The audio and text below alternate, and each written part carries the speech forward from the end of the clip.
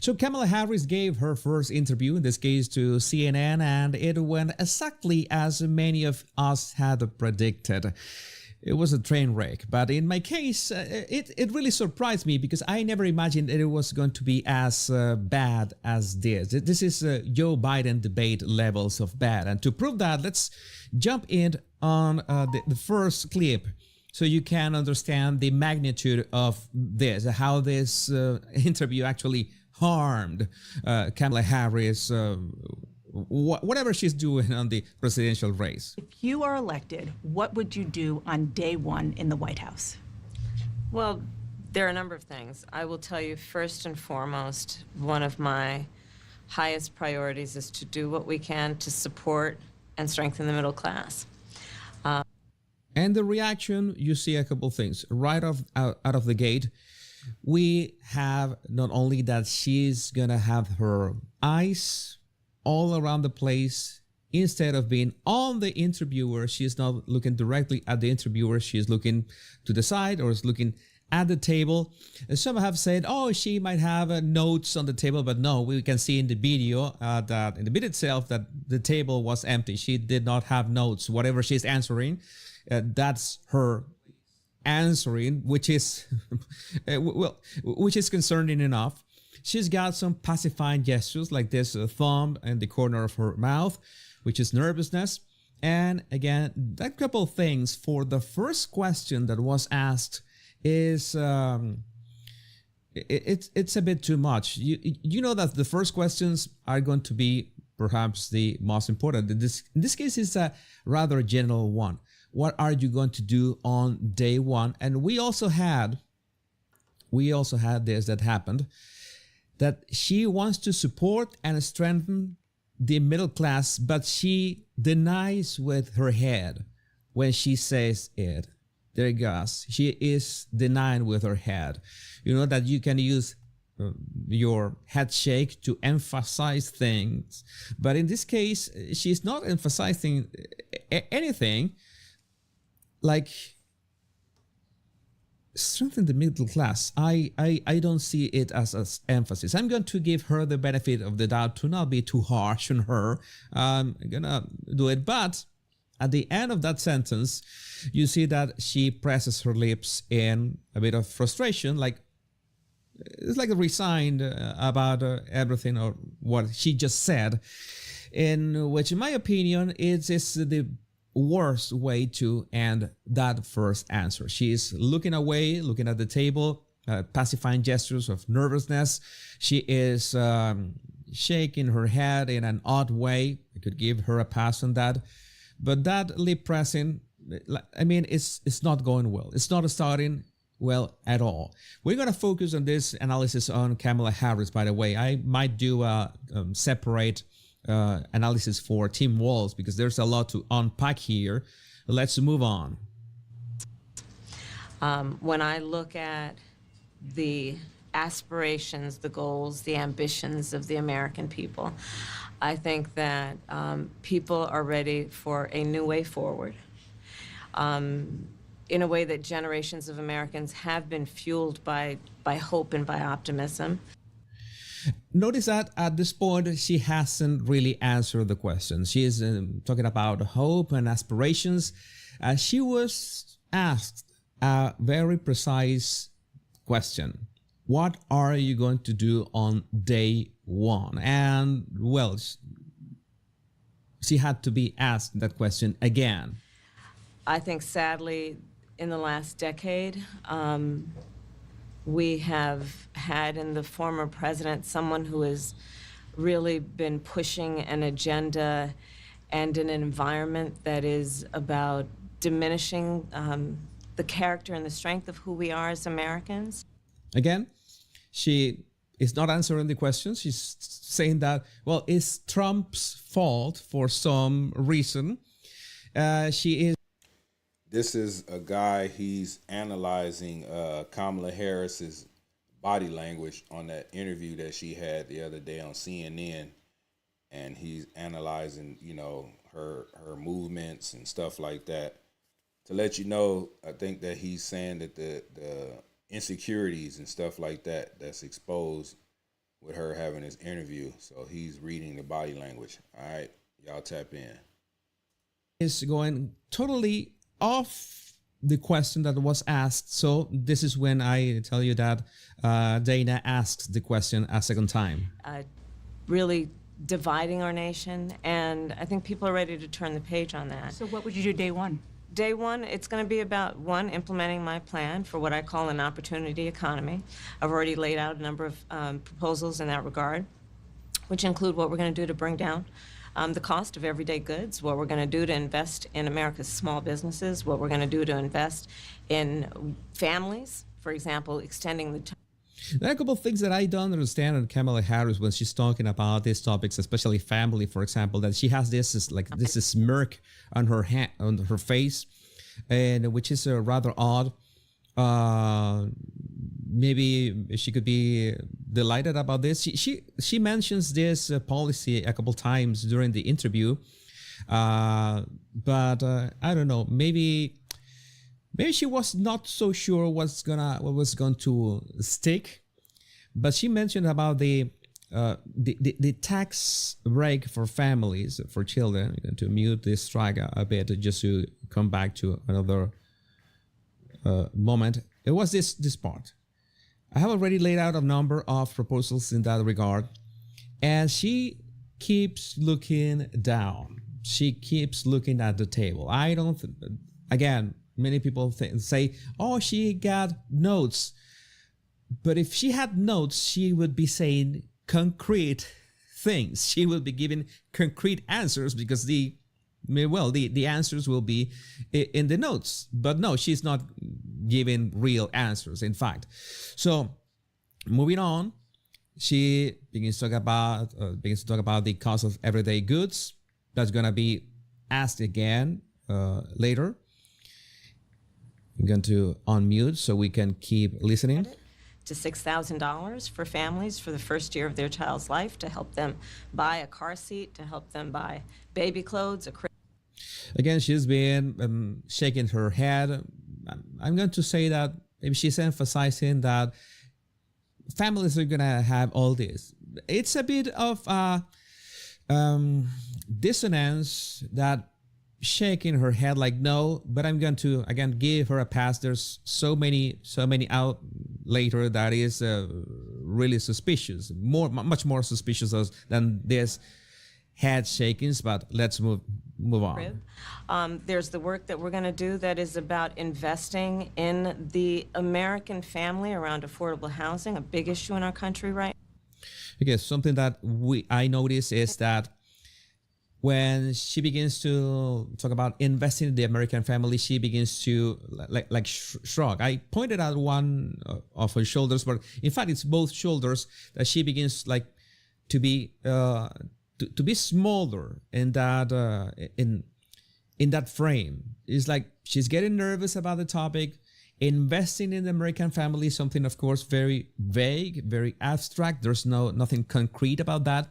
So I guess that she knew that was not cutting it, that she should have been given more concrete answers. Family around affordable housing, a big issue.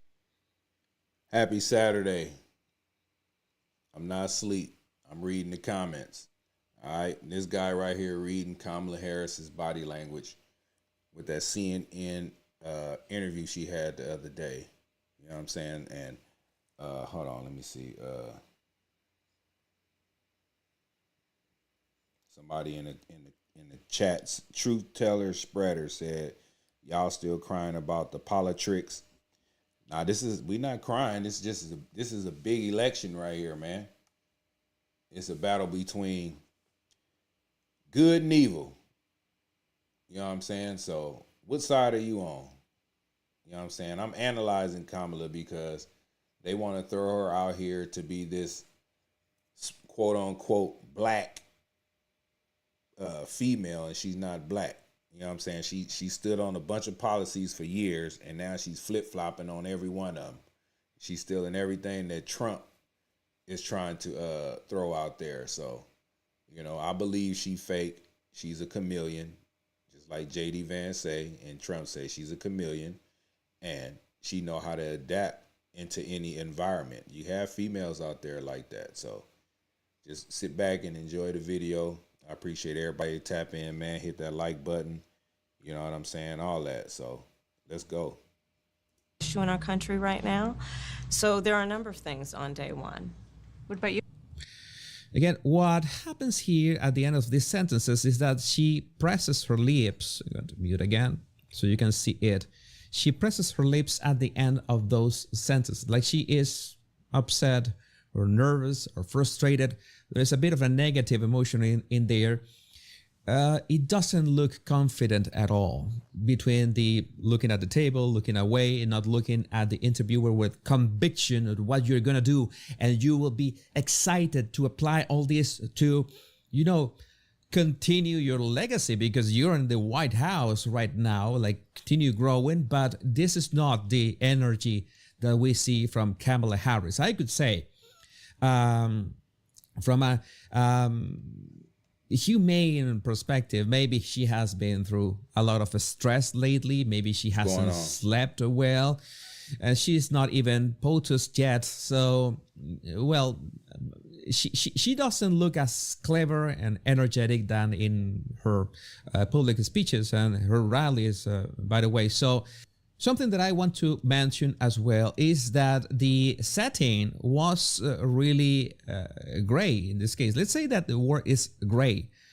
She was wearing gray.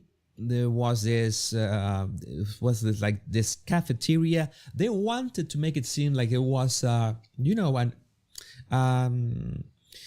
a normal conversation between regular people. But again, it looked really odd, especially for the fact that Kamala Harris looks like dwarfed, diminished between.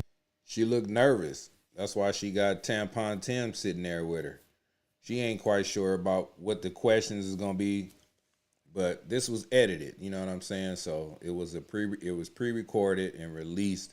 You know what I'm saying? She ain't even confident enough to do like a live interview. So, of course, she's going to be nervous and all this other stuff. You know what I'm saying? But, you know, if you running for president, you're supposed to be confident in your policies and all that. So the lady is I don't think she fit for the job. But, you know, it is what it is. Let's go. And the interviewer and Tim Walz, she looks small. It was so odd to see. Why did they choose this? And even the lighting was very bad, and you see all this darkness and lack of color. I know that's not much joy in there. Again, about his policies that he had in Minnesota and all them different things like that. So, but we gonna get into it though. This is all aesthetic decisions on CNN's production team, and I can guess that someone at CNN's production team, especially in terms of who was in charge of picking the angle and the lighting and everything, they are not fans of Kamala Harris. They made them look really bad on that in that regard. Then she asked Tim Walz about, what about you? I'm going to skip Tim Walz parts in here. Maybe I will do a video about him later. But let's talk about this. Groceries. Yeah, what's up with the groceries? Because their groceries were less expensive. Housing was more affordable when Donald Trump was president. Well, let's start with the fact that when Joe Biden and I came in office, during the height of a pandemic, we saw over 10 million jobs were lost. People, I mean, literally, we were all tracking the numbers. Hundreds of people a day were dying because of COVID. Okay, to be fair, yeah, COVID was a real hit to the economy of the United States, so they had to deal with that. That is a reality. And again, maybe her body language is not as reassuring of what was the solution. If she's proud of what they did, she should be. She's talking about what the Biden-Harris administration did, and she looks gloomy and defeated. The economy had crashed. In large part, all of that because of mismanagement by Donald Trump. of that crisis. When we came in, our highest priority was to do what we could to rescue America. And today, we know that we have inflation at under 3%. A lot of our policies have led to the Okay, she said that inflation was at 3%, which I don't know if that is the actual official record, because I know that my American friends have been really crushed by high prices in everything in the last couple of years. So I don't see any body language markers in here, her facial expression that were changing when she said that 3% inflation. So maybe it's something that she has rehearsed and she actually believes that has happened, but still is the same gloomy and defeated body language. reality that America recovered faster than any wealthy nation around the world. But you are right. Prices, in particular for groceries, are still too high. So there was 3% inflation, which is a bit over the 2% that is considered healthy inflation, but still prices are too high. How do you combine both things? In this case, you're trying to soften the real statement, the statement of reality. Yeah, she's trying to soften it because inflation is high. Ain't no damn 3%. It's high. Probably like 6%. Probably even higher than that. But you know, she gonna lie about it. She can't even look the lady in her eyes. Like she like trying to think about it. Reality that prices are too high. That is an undeniable fact. But she began saying that, well, they inherited this bad economy from Donald Trump. That is something that every single politician is going to say. So I'm just going to ignore it. That's normal politics fare. And but the way that she talks about what she and Biden did, is not being proud of what she did. Which is something odd, because this is the kind of moments that you have the opportunity to be. Garbear, you right, man. Garbear 123, man. Straight to communism. Hopeful. She's talking about the middle class, the American middle class, to be hopeful about the future, whatever they're gonna do, they're gonna build. She doesn't project joy or being hopeful about anything here. American people know it, I know it, which is why my agenda includes what we need to do to bring down the price of groceries. For example, dealing with an issue like price gouging, what we need to do to extend the child tax credit to help young families be able to take care of their children in their most formative years, what we need to do to bring down the cost of housing. Okay, I'm going to, for some sections, I'm going to try to accelerate this, playing at double speed. I'm going to begin playing at double speed. Just after pointing out that she still has this pressing of the lips every now and then, she still has this not confident, a bit frustrated, a bit upset, and it is not looking good. Again, you know that I'm not a Harris or Walz fan at all. I don't.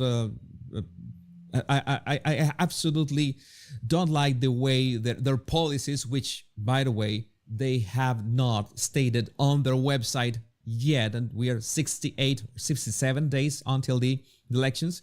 What? And still, why would they do and release an interview like this and make her look this bad? I mean, this is the best that you could make her look during an interview on a friendly media like CNN. What the hell? And what's worse is that this interview was originally 41 minutes long, and it was cut to just 19 minutes or something like that, like 18 minutes, like a TED talk, and that is counting Tim Walz interventions that I don't understand. 40-something minutes to 19 minutes. What the hell? Why you want to interview the one who is going to be one who is running to be president of the United States, and you need Tim Walz by her side doing. They always talk about they don't need no man, right? No man and all this and that, but she had to have a man standing next to her All I can say is, What the hell? What exactly? It's like it was distracting, and What? again, the composition of whatever was happening was not the ideal. Again, I am not a Kamala Harris fan, but they made so many mistakes here that I want to point out. This is just terrible in many ways. It's gloomy, it's not hopeful, and absolutely not joyful. I'm going to What? When? Yeah. Your ass, see. What the hell? play this in double speed. My proposal includes what would be a tax credit of $25,000 for first-time home buyers, so they can just have enough to put a down payment on a home, which is part of the American dream and their aspiration, but do it in a way that allows them to actually get on the path to achieving that goal and that dream. Okay, so in some ways, in many very specific ways, when she says, for example, of that 25,000 number, she has some flashes of being proud, of being sure that what she's going to do. I'm not that sure how that's going to work, because being practical, that is only going to make houses be $25,000 more expensive. But at least she has a glimmer of, okay, I'm sure about this. This is something you're sure that that's one of the things she's going to do. That is not going to work as she expects it to work, that is another thing. But let's continue. There comes they giving us 25,000, right? Like he said, the houses are going to be up $25,000 more. And nowadays, 25,000 ain't enough to put down on no house. Especially out here in California, man. I'm out here in the sanctuary city, man. And houses, man, in Compton right now, damn near going for $1 million. So 25,000 ain't gonna do nothing. It ain't gonna do nothing. So it's just more money being spent, more money that's coming out of the taxpayers' money. It don't make no sense. You know what I'm saying? Now I'm finding out that Gavin Newsom, the governor out here, he done signed a bill to give I think 150,000 or something like that, 150,000, somewhere close to that number, to illegal immigrants. It ain't the money won't even go for the citizens. It's for the illegal immigrants. So how are they gonna pay their house note if they ain't got no job? You know what I'm saying? This is just crazy how everything is going. And all I can say is, again, is, What the hell? an important question. That dream. So you have been vice president for 3.5 years. Yeah. The steps that you're talking about now, why haven't you done them already? Well, first of all, we had to recover as an economy, and we have done that. I'm very proud of the work that we have done that has brought inflation down to less than 3%. Again, she says that, well, this time she says that where I'm wrong at, John Doe. What's going on? Let me know. Tell me why I'm wrong. Put that in the chats, man, because 25,000, man, I just tried to buy me a house. I just tried to buy one, and 25,000, it wasn't enough. You know what I'm saying? It wasn't enough. I don't know what time you living in, but 25,000 ain't nothing. I'm telling you, the houses in Compton, California, you know, Easy E, NWA, and all that, and that's just Compton. They damn near $1 million. Now, once you go outside of Compton, start going to Long Beach and all these other Cerritos, Lakewood, all that, man, they going up, man. 25,000 ain't finna do nothing. that inflation is less than 3%. And she answered with very calmly, that was a question, why haven't you done that? And again, she mentions the previous period. She mentions Garbear, how was the Trump rally, man? Something akin to the economy. Specifically, which bill? John Doe says it's a bill that they passed. It's called Dreamers, or something like that. Dream something, and he just signed. He had to sign it before the end of this month. I don't know if it's gonna pass or not, but that's what they're proposing. And it's for and what other? It's another state that they already doing that. They already giving away 30,000 to illegal migrants, to illegal immigrants, and American citizens don't even qualify for it. They can't even apply. It's strictly for them. economy has to be recovered. In a sense, that could be true, but how much time did you need for that, and what are the details of that recovery? What exactly did you do? That would be interesting to know, but we still don't know what were those the policies to recover the economy, and much less what will be the policies from this point onwards. But I'm going to play this at double speed again. That we have done to cap the cost of insulin at $35 a month for seniors. Donald Trump said he was going to do a number of things, including allowing Medicare to negotiate drug prices. Never happened. We did it. So. You know what? This part, her body language is pretty much the same. I'm not going to bother you with part of the policies. Again, this is not the policy analysis guy. This is the body language guy. Many things about her policies. I have read about the immigration policies. That's something that I can talk about, but I cannot talk about the Medicaid policies because I haven't read about them. So I'm going to skip this part to this upcoming part of the interview. I think it's called Dreamers for All or something like that. But I live out here in California, John. I'm telling you. So you can sit there and debate with me all you want. We ain't in no debate. I'm telling you what it is. I already seen it. So you can go look it up. Just look up money for illegal immigrants. Do that on your Google search, John. All right? What we have done to improve the supply chain so we're not relying on foreign governments to supply American families with their basic needs, I'll say that that's good work. There's more to do, but that's good work. Okay, finally, a couple of things. She has this, she presses her lips at the end, but not that tight. She has better eye contact this time with the interviewer. And so whatever she said previously about Medicare and capping the insulin cost at 35, she was real about it. She was proud of it. Maybe if you can confirm or have a comment about this, the comments are open. But this part, she was sure and confident of what she had done. So this is like the baseline of.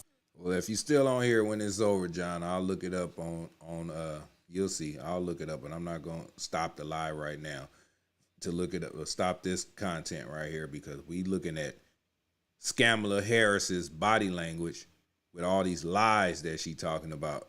So relax.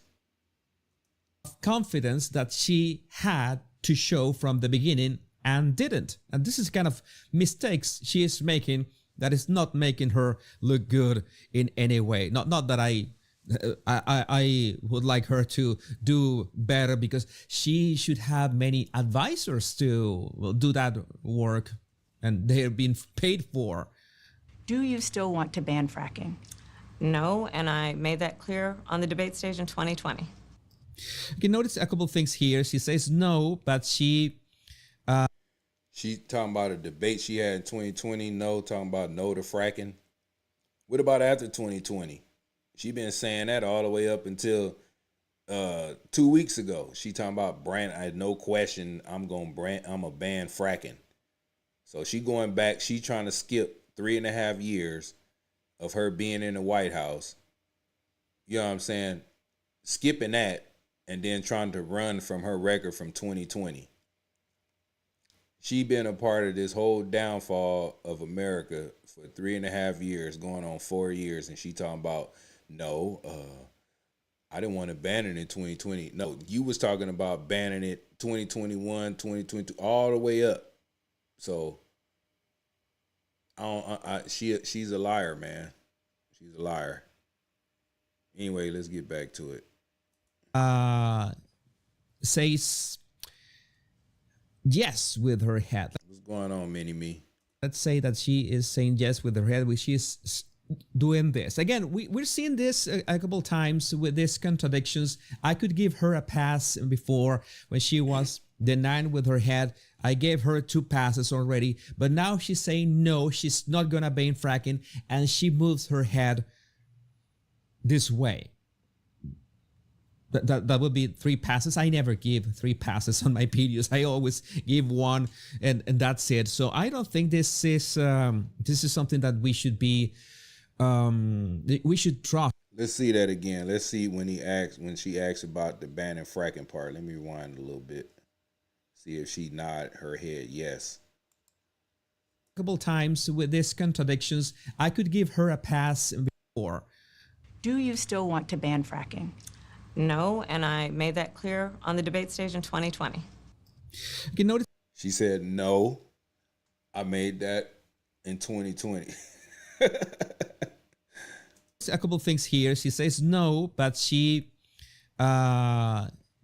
says yes with her head. Let's say that she is saying yes with her head, which is doing this. Again, we're seeing this a couple times with these contradictions. I could give her a pass before when she was denying with her head. I gave her 2 passes already, but now she's saying no. I know, Mark, we know she lying. The body language is just the icing on the cake. You know what I'm saying? You got the apple pie and you got whipped cream with a cherry on top. That's all this is, brother. No, she's not gonna ban fracking, and she moves her head this way. That would be 3 passes. I never give 3 passes on my videos. I always give 1, and that's it. So I don't think this is something that we should be.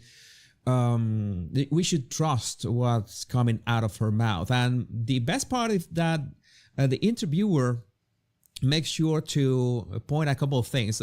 Take a look at this. And I made that clear on the debate stage in 2020. She said no.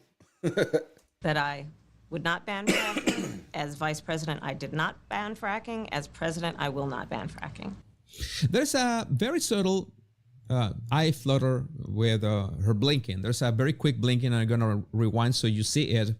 Let's see if you can catch the quick blinking when she repeats the fracking thing. Ban fracking. As president, I will not ban fracking. She just did it right there. Ban fracking. As president, I will not ban fracking. In 2019, I believe, at a town hall, you said you were asked, would you commit to implementing a federal ban on fracking on your first day in office? And you said, there's no question, I'm in favor of banning fracking. So yes. So she was. Call her out. Call her head body language right there. Like, she probably saying, this interviewing bitch. She probably saying, this interviewing bitch right here. This wasn't part of the damn questions. She about to get upset. I can tell by that body language right there.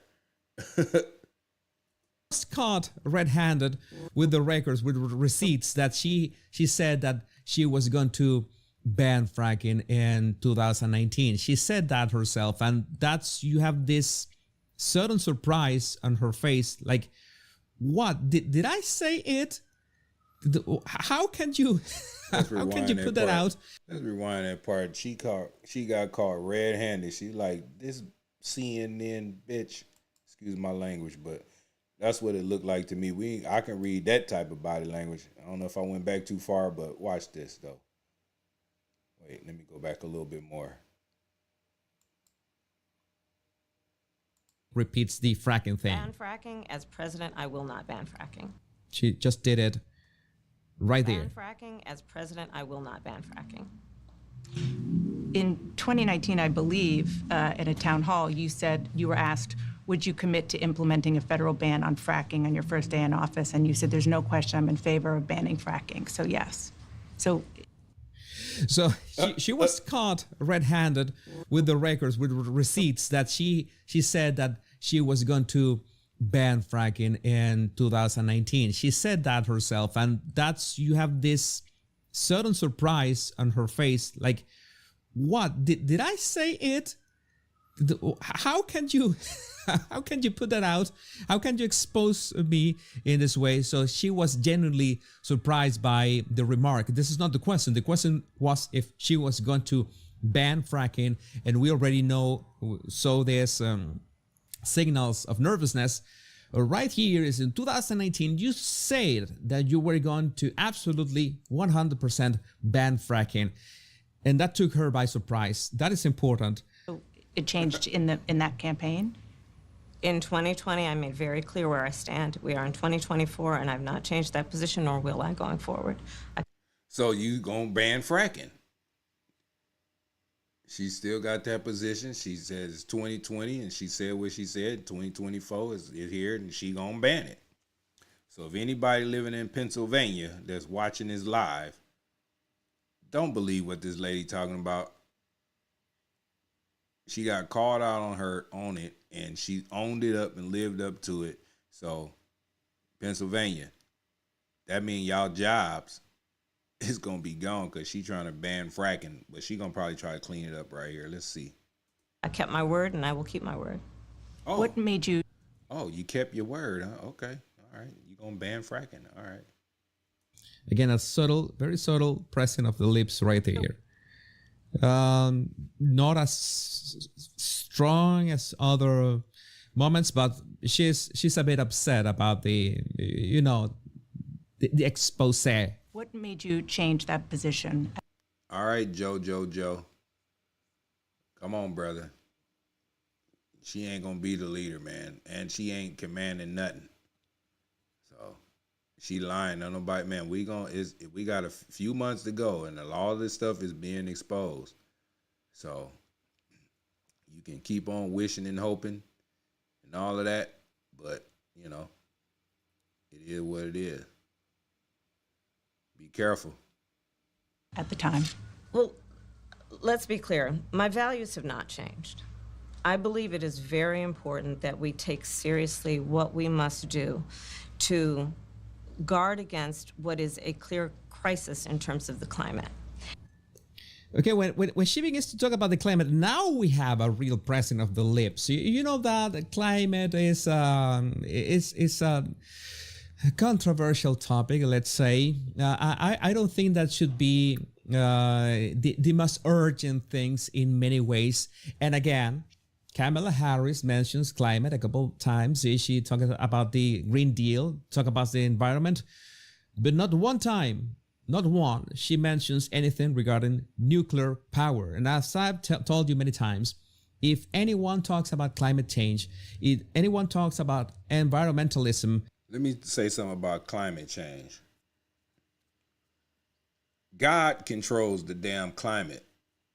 I don't care what we do. If God say, I'm about to make it rain real hard, or I'm about to make it real hot, or I'm about to make a blizzard, or I'm about to do some tornadoes, or whatever it is, we ain't got no control of that. So this is another example of these people trying to play God. You know what I'm saying? They trying to play God. I don't give a damn. We can be the most cleanest, the most cleanest in the world. I don't care. If God say, I'm gonna flood this place, He gonna flood it. So all that climate change stuff, man, please. We've been riding around here with cars, boats, and all type of different things. Trains, planes, and automobiles. You think just because Americans trying to keep the climate clean, what about all these other different countries and all these different things like that? So climate change, it's crazy, man. God controls the climate. If anybody talks about green energy and they don't talk about nuclear power, they're hypocrites. It's that simple. It's just a heuristic, because everybody knows that nuclear power is the best, the cleanest and safest energy right now. Of course, it has evolved over time, but right now it's the cleanest and safest energy. But it's not the best business in the world, because you need long. Tech, don't come over here spamming my live with that joint alpha and all this other crap. All right. Long-term vision for nuclear power, because nuclear plants take like 8 years to be built right now. 6 to 8 years. So yeah, it's not something that's going to happen in your term. So maybe that's not something that politicians want to push. It's not that would not earn them brownie points. But let's move on. And to do that, we can do what we have accomplished thus far. The Inflation Reduction Act, what we have done to invest, by my calculation, over probably $1 trillion over the next 10 years, investing in a clean energy economy. What we've already done, creating over 300,000 new clean energy jobs. That tells me, from my experience as vice president, we can do it without banning fracking. In fact, Dana, excuse me, I cast the tie-breaking vote that actually increased leases for fracking as vice president. So I'm very clear about where I stand. And was there some policy?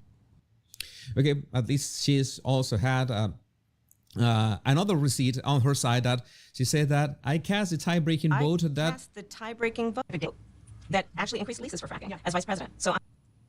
So maybe she was told to do so, or maybe she finally did something. I don't know. Again, that kind of things, I think you can help me in the comments. Very clear about where I stand. And was there some policy or scientific data that you saw that you said, oh, okay, I get it now?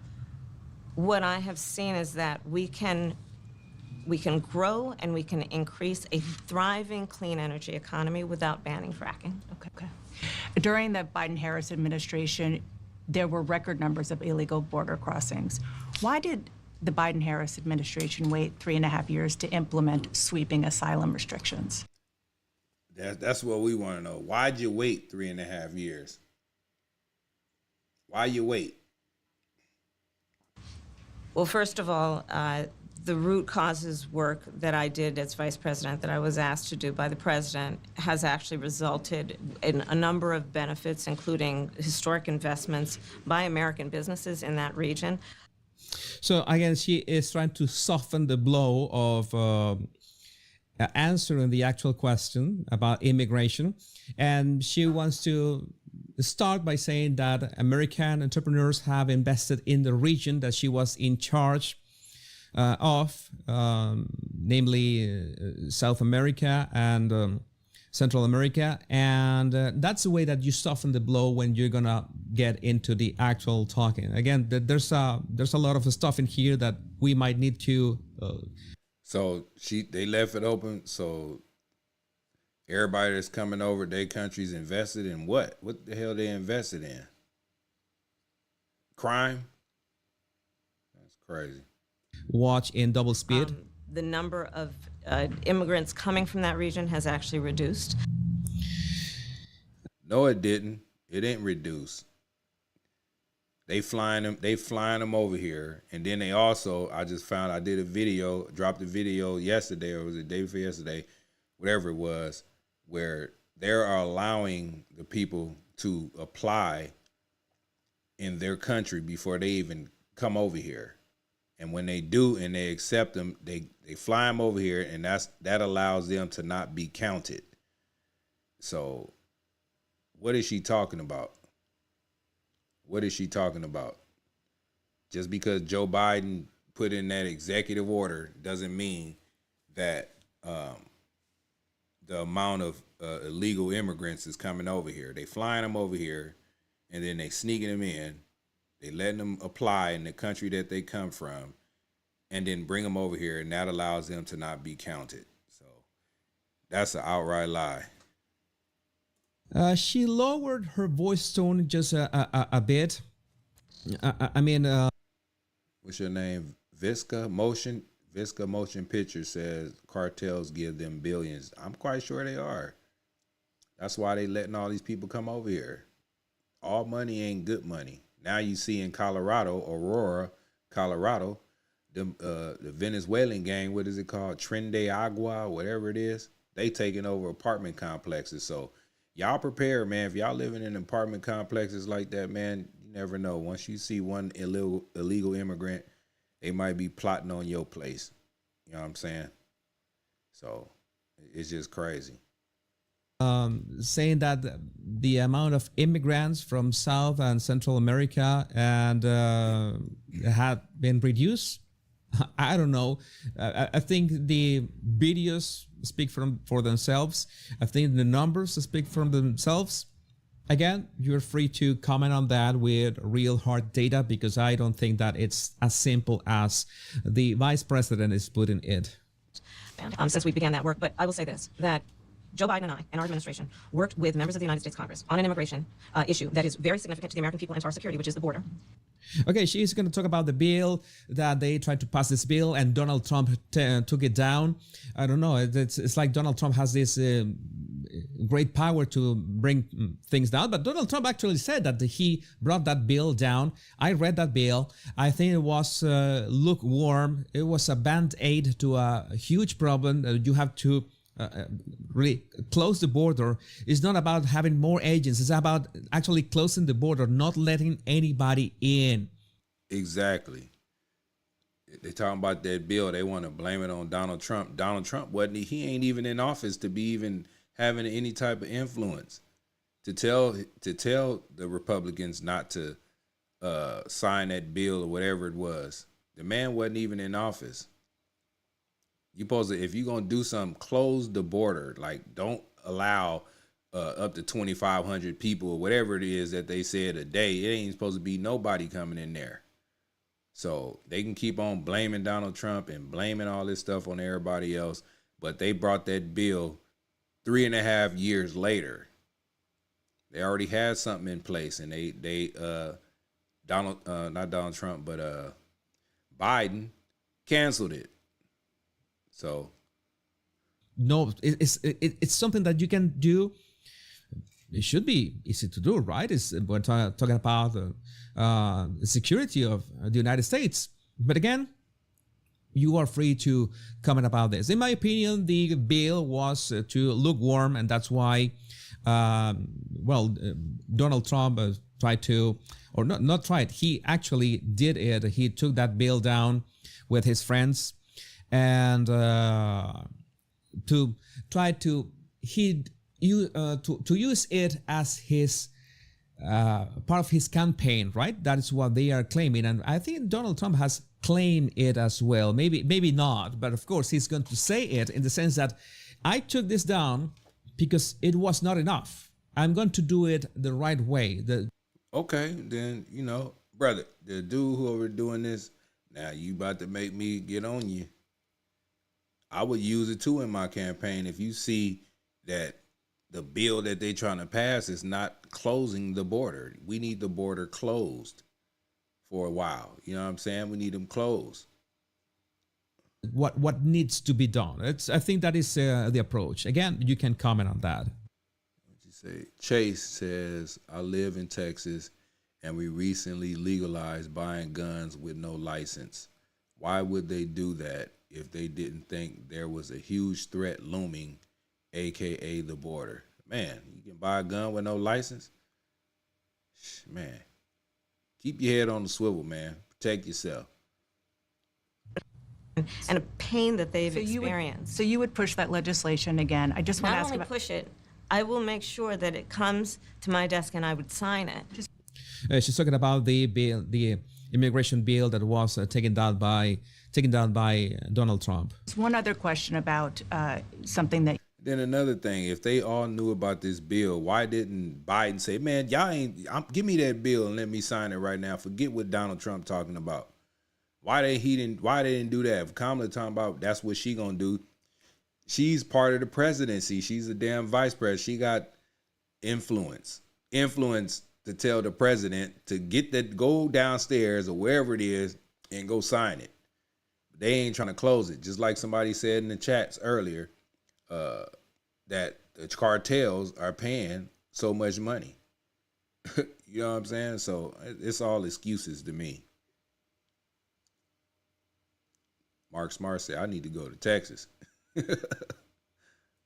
you said in 2019 when you first ran, there was a debate. You raised your hand when asked whether or not the border should be decriminalized. Do you still believe that? I believe there should be consequence. We have laws. Hold on, let me stop it. Let me rewind it a little bit because we missed something. This is about Kamala talking about something about the border decriminalizing something. Let me see.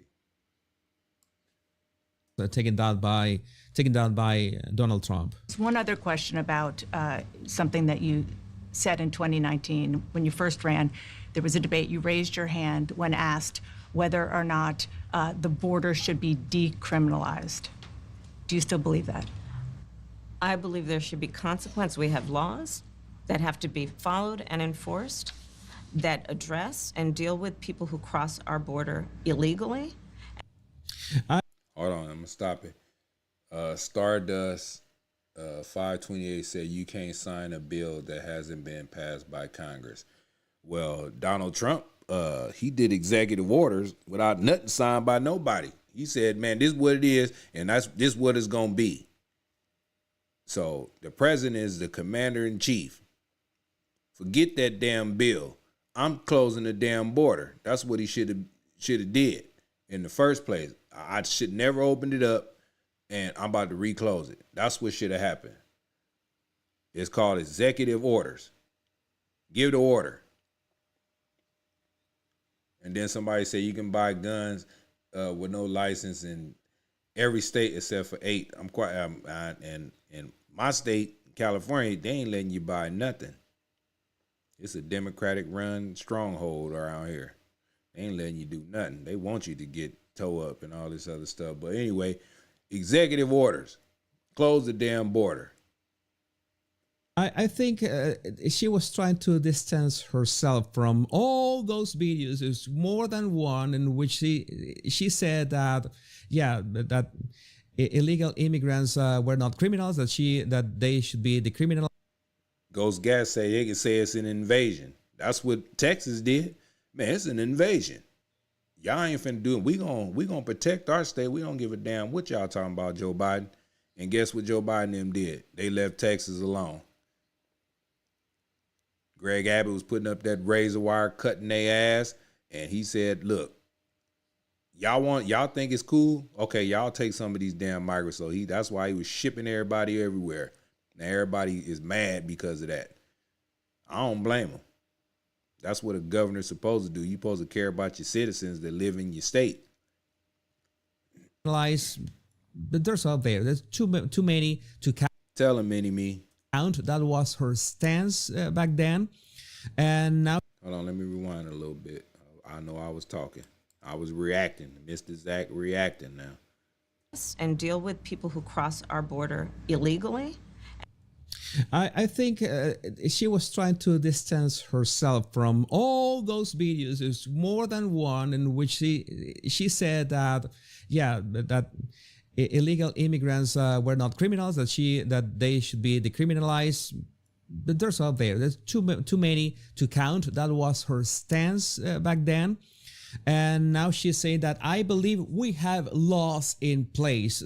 She's not talking about the topic itself. She's talking about the laws that are written about that, but someone has to enforce them. Are you going to enforce them or not? She's not answering the question. And there should be consequence. And let's be clear, in this race, I'm the only person who has prosecuted transnational criminal organizations who...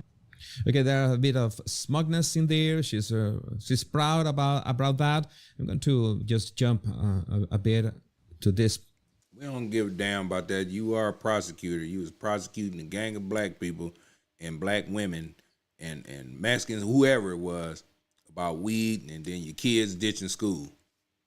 So you want to talk about somebody, you the only one that, okay, we know that. But that don't mean that you got good policies or you know how to run a country.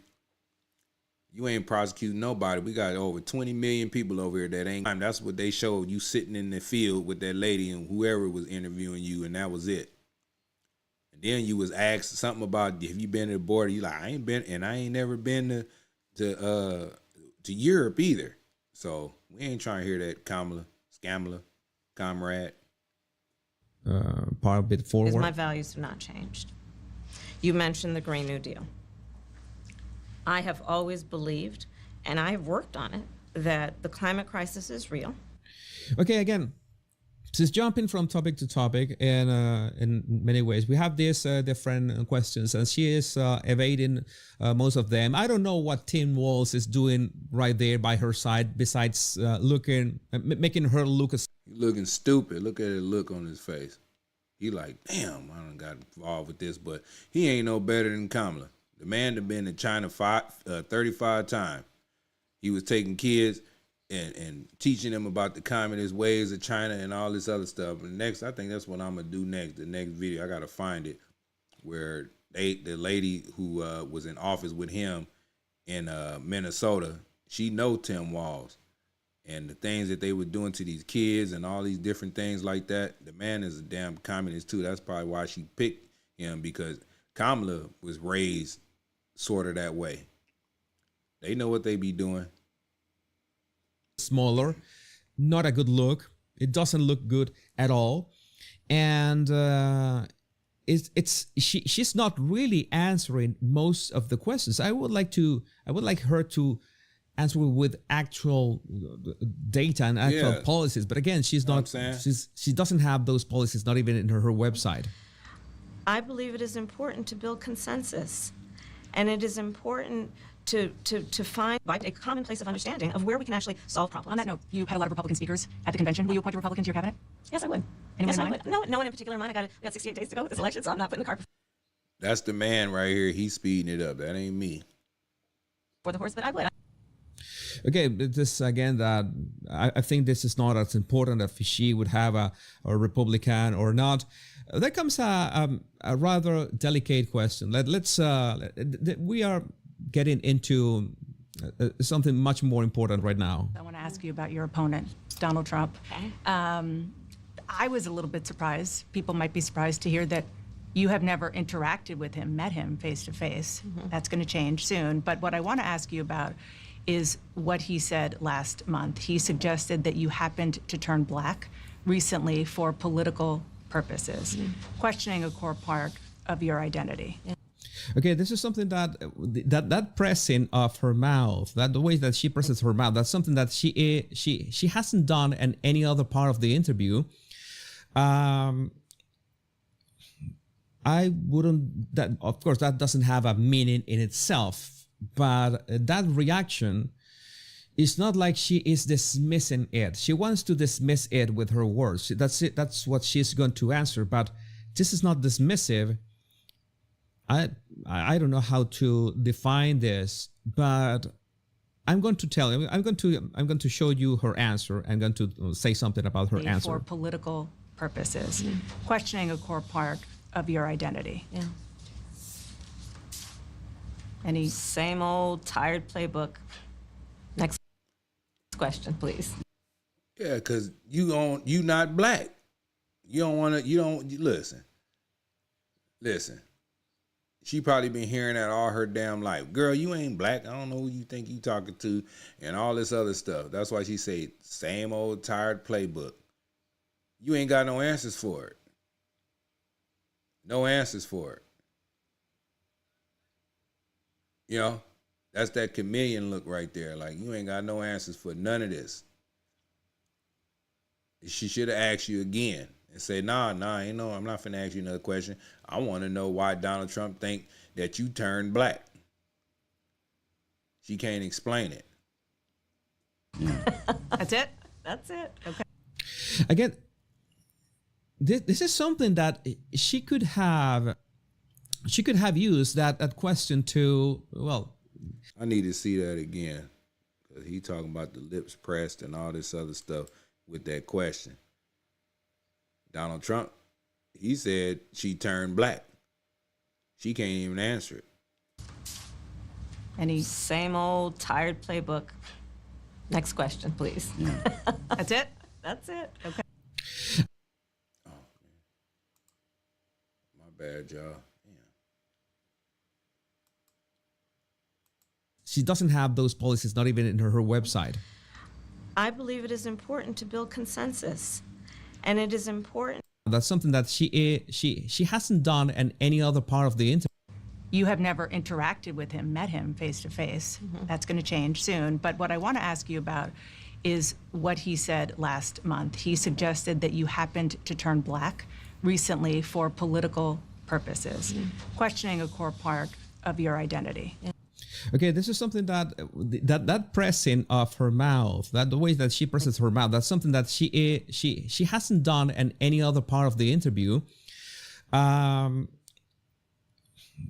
wouldn't. That of course that doesn't have a meaning in itself, but that reaction is not like she is dismissing it. She wants to dismiss it with her words. That's it. That's what she's going to answer. But this is not dismissive.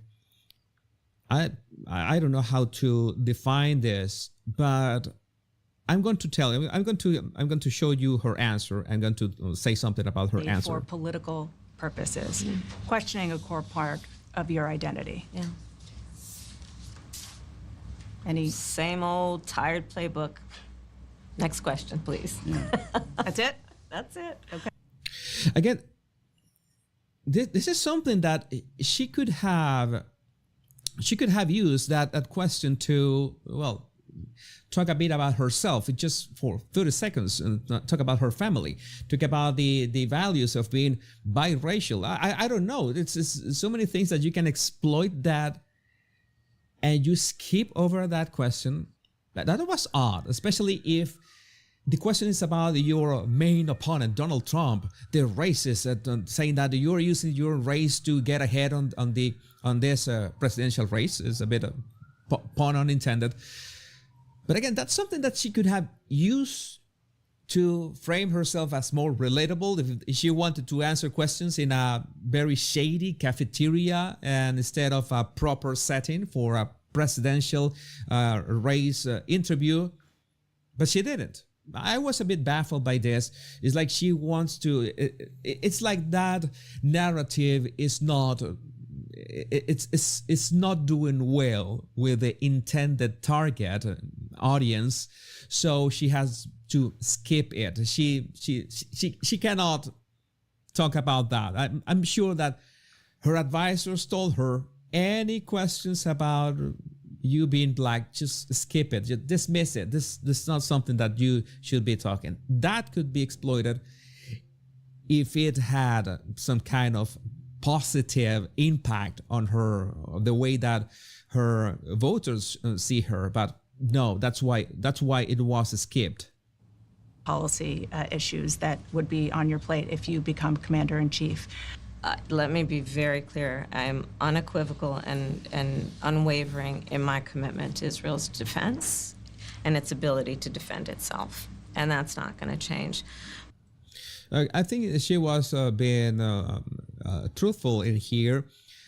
She said it's still the same, a bit insecure body language, but I think she had warmed up already, and she was beginning to say the lines that she had to memorize about her policies with Israel, and I think it's a real deal, and she repeats them over and over again.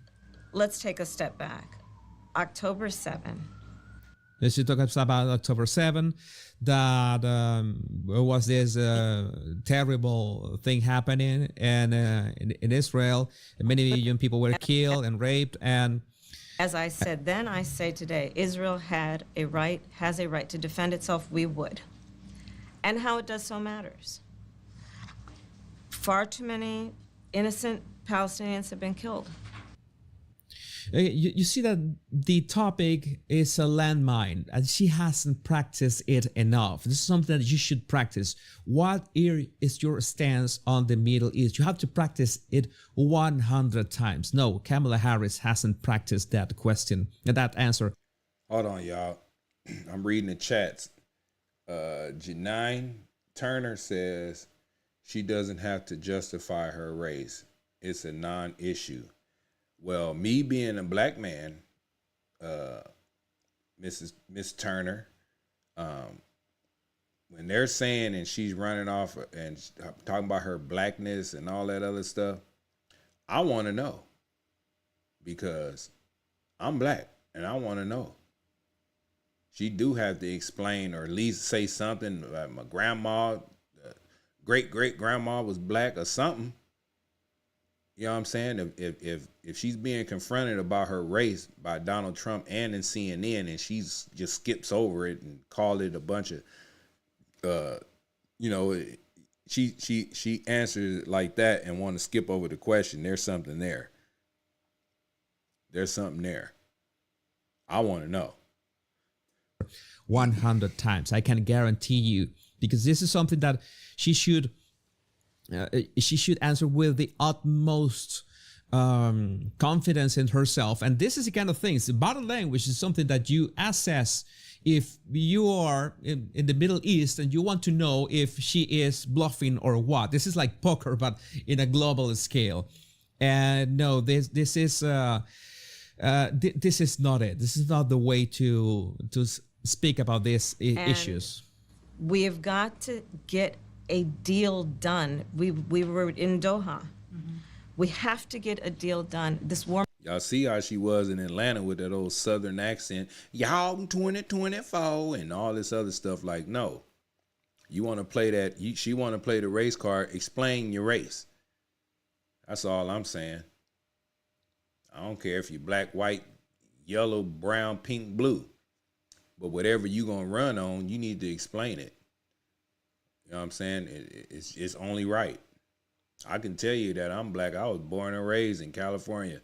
My mama black, my grandma black, my great grandma black, my dad, his dad, my great grandfather, all of them are black. And I do have a little white in my blood. But I can go back as far as I can go back, and it's just been black. So she ain't trying to explain none of that. Something there. War must end, In the meantime- and we must get a deal that is about getting the hostages out. I've met with the family. What race card did she play? C. Davis asked that question. When she came on the scene back in the days, she was the first Indian. That's what she was running on, Indian. And then when Biden talking about he want to hire somebody of color, whatever, then she started running on that black stuff. You know, like, come on, man. Families of the American hostages. Let's get the hostages out. Let's get the ceasefire done. But no change in policy in terms of arms and so forth. No, we have to get a deal done. Dana, we have to get a deal done. When And somebody said she used the black race for her own benefit. She got into a HBCU running off of that she black. You know what I'm saying? She messed with black men. Now everybody think that she black or mixed, whatever it is, and she used it. But when she's questioned on it right here on CNN, she want to skip over it. Anybody with some damn smarts understand that it's something that she hiding. All she got to do is say, yeah, I'm damn Indian. So what? I'm Indian. And I'm running for president. I can accept that, but don't just skip over the damn question.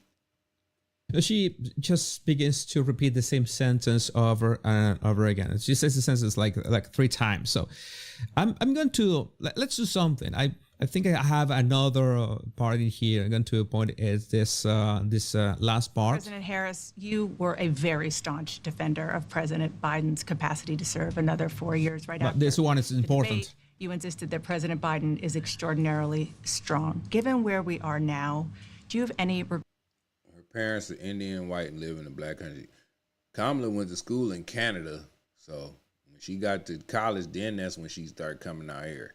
But she went to school in Canada. Regrets about what you told the American people?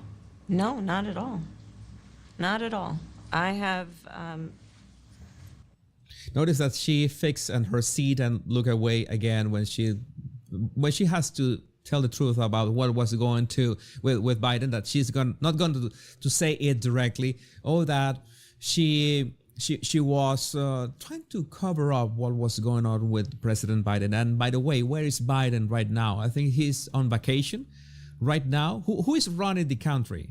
Served with President Biden for almost 4 years now, and I'll tell you, it's one of the greatest honors of my career, truly. He cares so deeply about the American people. Okay, blah, blah, blah. Let's Tony Whiteby says she drunk again. skip here. The American people rightly deserve in their president. By contrast, the former president has none of that. Of course, she had to mention Trump at some point. But again, she says that Biden was so great, was so amazing, was so everything, but nobody can explain why Biden was really dropping out of the race. And then she's asked about what was she doing if Biden endorsed her immediately or afterwards or whatever. And she tells a story about that she was in this family meeting and reunion, and she got the call from Biden saying that I'm dropping out of this. And I don't know. It's a bit contrary. But again, there are a couple of things I want to take from this analysis. It was a lot to unpack. It was more than 19 minutes of Kamala Harris speaking. Again, I will be doing a separate video about Tim Walz. But this is in any way, this is not in any way how you inspire confidence in anybody. Again, you know that I'm not a Kamala Harris fan. I will point the mistakes of CNN, of Kamala Harris, of her advisors. That's what I do. But no, this is not going to. This is going to impact her negatively in ways that most people are beginning to comprehend right now. This was very bad. It was a train wreck interview, both in terms of body language, both in terms of how she evaded questions and did not give direct answers, and how the answers that were critical, like the Middle East conflict, that's something that you should have like the palm of your hand in every single way. And no, not in terms of your verbal ability, or not in terms of your body language. There's no confidence in here, and that is Kamala Harris in essence. And this is just the first interview that was cut short by CNN on Kamala Harris running for president. But again, I would love to know what do you think about this in the comments. All right, y'all, I got another video right here, man. This is about Tim Walz. It's crazy. Like, we on Kamala, but we need to see what Tim Walz, his record was in Minnesota, man. The man was he was really radical, man. And I think this is the reason why that Kamala and them picked him, because he has the same beliefs, you know, that communist tie, you know what I'm saying? So let me see. This one right here, man. Y'all, this one's shocking to me. It's very shocking to me, man. Realize pregnant women need to. Hold on, let me fast forward a little bit. I don't want to get the music in there. Let me see. And I remember, I didn't know you that well back then, but you spoke up and you were so vocal, and you were like, you cannot divide the land of Israel. You cannot, you know, and you were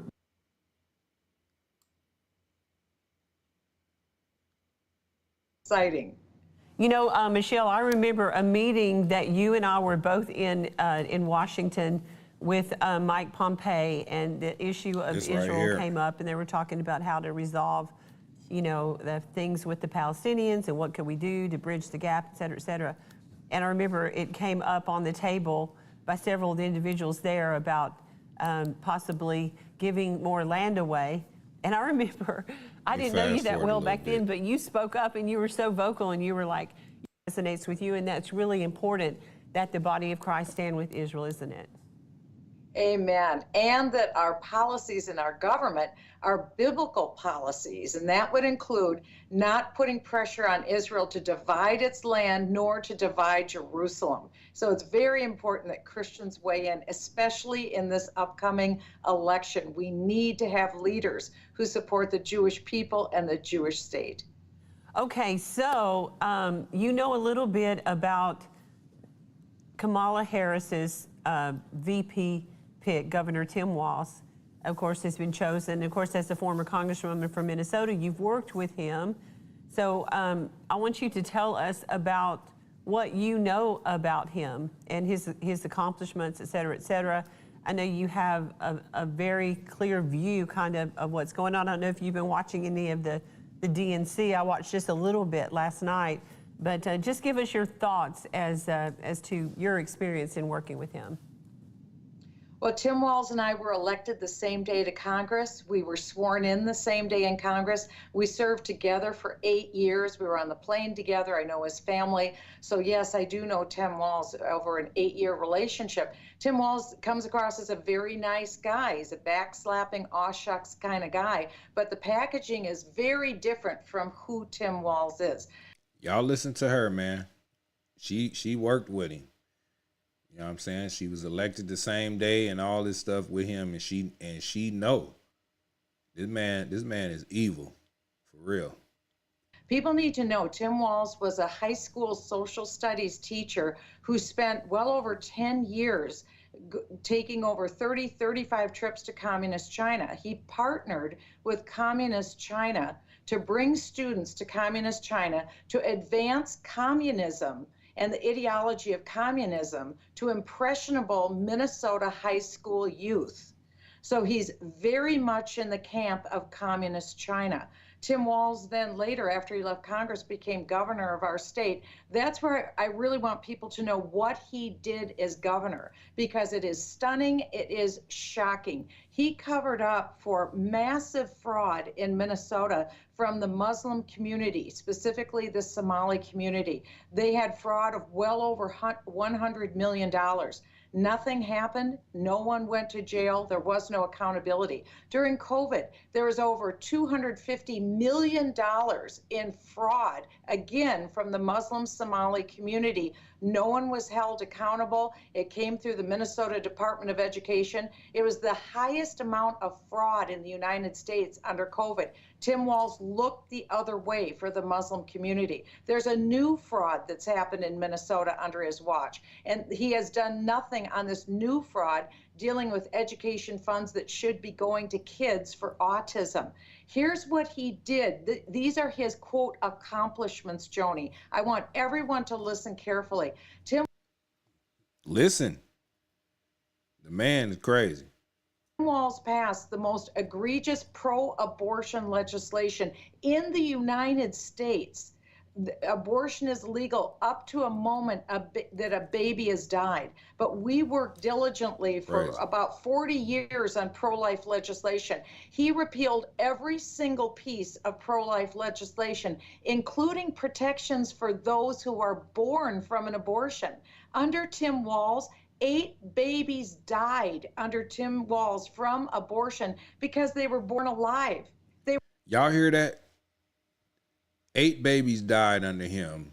They were born alive, and they just let them lay there and they died. That's crazy. That's sick. That's sick. They were left to die. That was his legislation, that we would now leave babies to die when they're born in abortion. On transgender, we have the most... Lady having an abortion and the baby is still alive. They just let the baby lay there and just die like that, man. That's terrible, man. Radical transgender policy under Tim Walz in Minnesota. We're a, quote, sanctuary state for transgenders. But get this, if a child says to a teacher, I think I want to be a different sex, then, and the parents disagree, in Minnesota, the state of Minnesota under Tim Walz takes away the child, removes the child from the parent's home, and then the child is chemically castrated or physically mutilated. Once the state is done with the child, then the child is returned to the parents. And after they take your child, do all this stuff to the child, they're gonna send the child back to the parents after they just took the baby or took the child and physically did what they did to that child just because that child had something in his mind that he wanted to be like. That's I can't even talk. This is ridiculous. This is ridiculous, and this is what these Democrats is out here pushing, this child gender affirming care and all this stupid stuff. Like this, it's just stupid, man. It's pure evil. And the parents are left with results, and the parents have to pay for all of the procedures. These are just a few things. Then the parents got to pay for it. If they said they don't want nothing done to their damn child, they gonna make them pay for it anyway. Man, this is crazy. Let me rewind this back so y'all can understand why I'm over here tripping. This is crazy. Hold on. Then, and the parents disagree. In Minnesota, babies died under Tim Walz from abortion because they were born alive. They were left to die. That was his legislation, that we would now leave babies to die when they're born in abortion. On transgender, we have the most radical transgender policy under Tim Walz in Minnesota. We're a, quote, sanctuary state for transgenders. But get this, if a child says to a teacher, I think I want to be a different sex, then, and the parents disagree, in Minnesota, the state of Minnesota under Tim Walz takes away the child, removes the child from the parent's home, and then the child is chemically castrated or physically mutilated. Once the state is done with the child, then the child is returned to the parents, and the parents are left with results, and the parents have to pay for all of the procedures. These are just a few things. He's also a big spender. He increased spending. We had a $17 billion surplus, and Tim Walz spent every bit of the $17 billion. He increased spending by 40% in the state, and he left taxpayers with a bill. We're now in a deficit. After being in surplus over 17 billion, we're now in a deficit. We've had more people leave our state since Tim Walz came in. 2 years ago, 19,000 Minnesotans left the state. Now over 30,000 people left the state last year. And it may be because he passed what's called net zero, carbon neutral. Minnesota is the coldest state in the union. We need energy in the wintertime. We can be 50 below zero with wind chill. He passed so that in Minnesota we can only use solar and wind. Solar is 200% more expensive than regular sources of energy. Wind is 50% more expensive than any source of energy. We have to shut down all of our plants, whether they're nuclear plants, hydro plants, whether they're coal, whether they're natural gas. They're all being shut down now. We don't even have the solar and wind built, and yet that's the only sources of energy we're allowed to use in Minnesota. And it's why businesses are shutting down in Minnesota. They're leaving, people are leaving the state because they know they won't be able to handle these energy bills that are expected to be 4 times more expensive than people are paying now. In some cases, 8 times more expensive than what people are paying now. Here's another reason why businesses are leaving Minnesota. He passed the Family Medical Leave Act. It sounds great, but what it does is it mandates that for any reason an employee wants, they cannot show up for work. Forget this, for 20 weeks a year. What the hell? So if you own a business and one of your employees say, man, I ain't coming to work, and just make up any type of excuse, this business they supposed to pay the employee 20 weeks and then have to rehire somebody to fill in that position at the same time paying this person who can't come to work. She said for any reason. All I got to say is, what the hell? So at the employees' election, they can decide they don't want to go to work for up to 20 weeks a year. They can claim they're sick. They can claim that a family member has a problem and they have to help a family member. But the employer is stuck paying the wage for the employee. And so this is why businesses in Minnesota are closing up. They're leaving our state because they're saying, I can't afford to pay an employee for 20 weeks and I have to hire someone else and I can't fire them. I can't hire anyone else.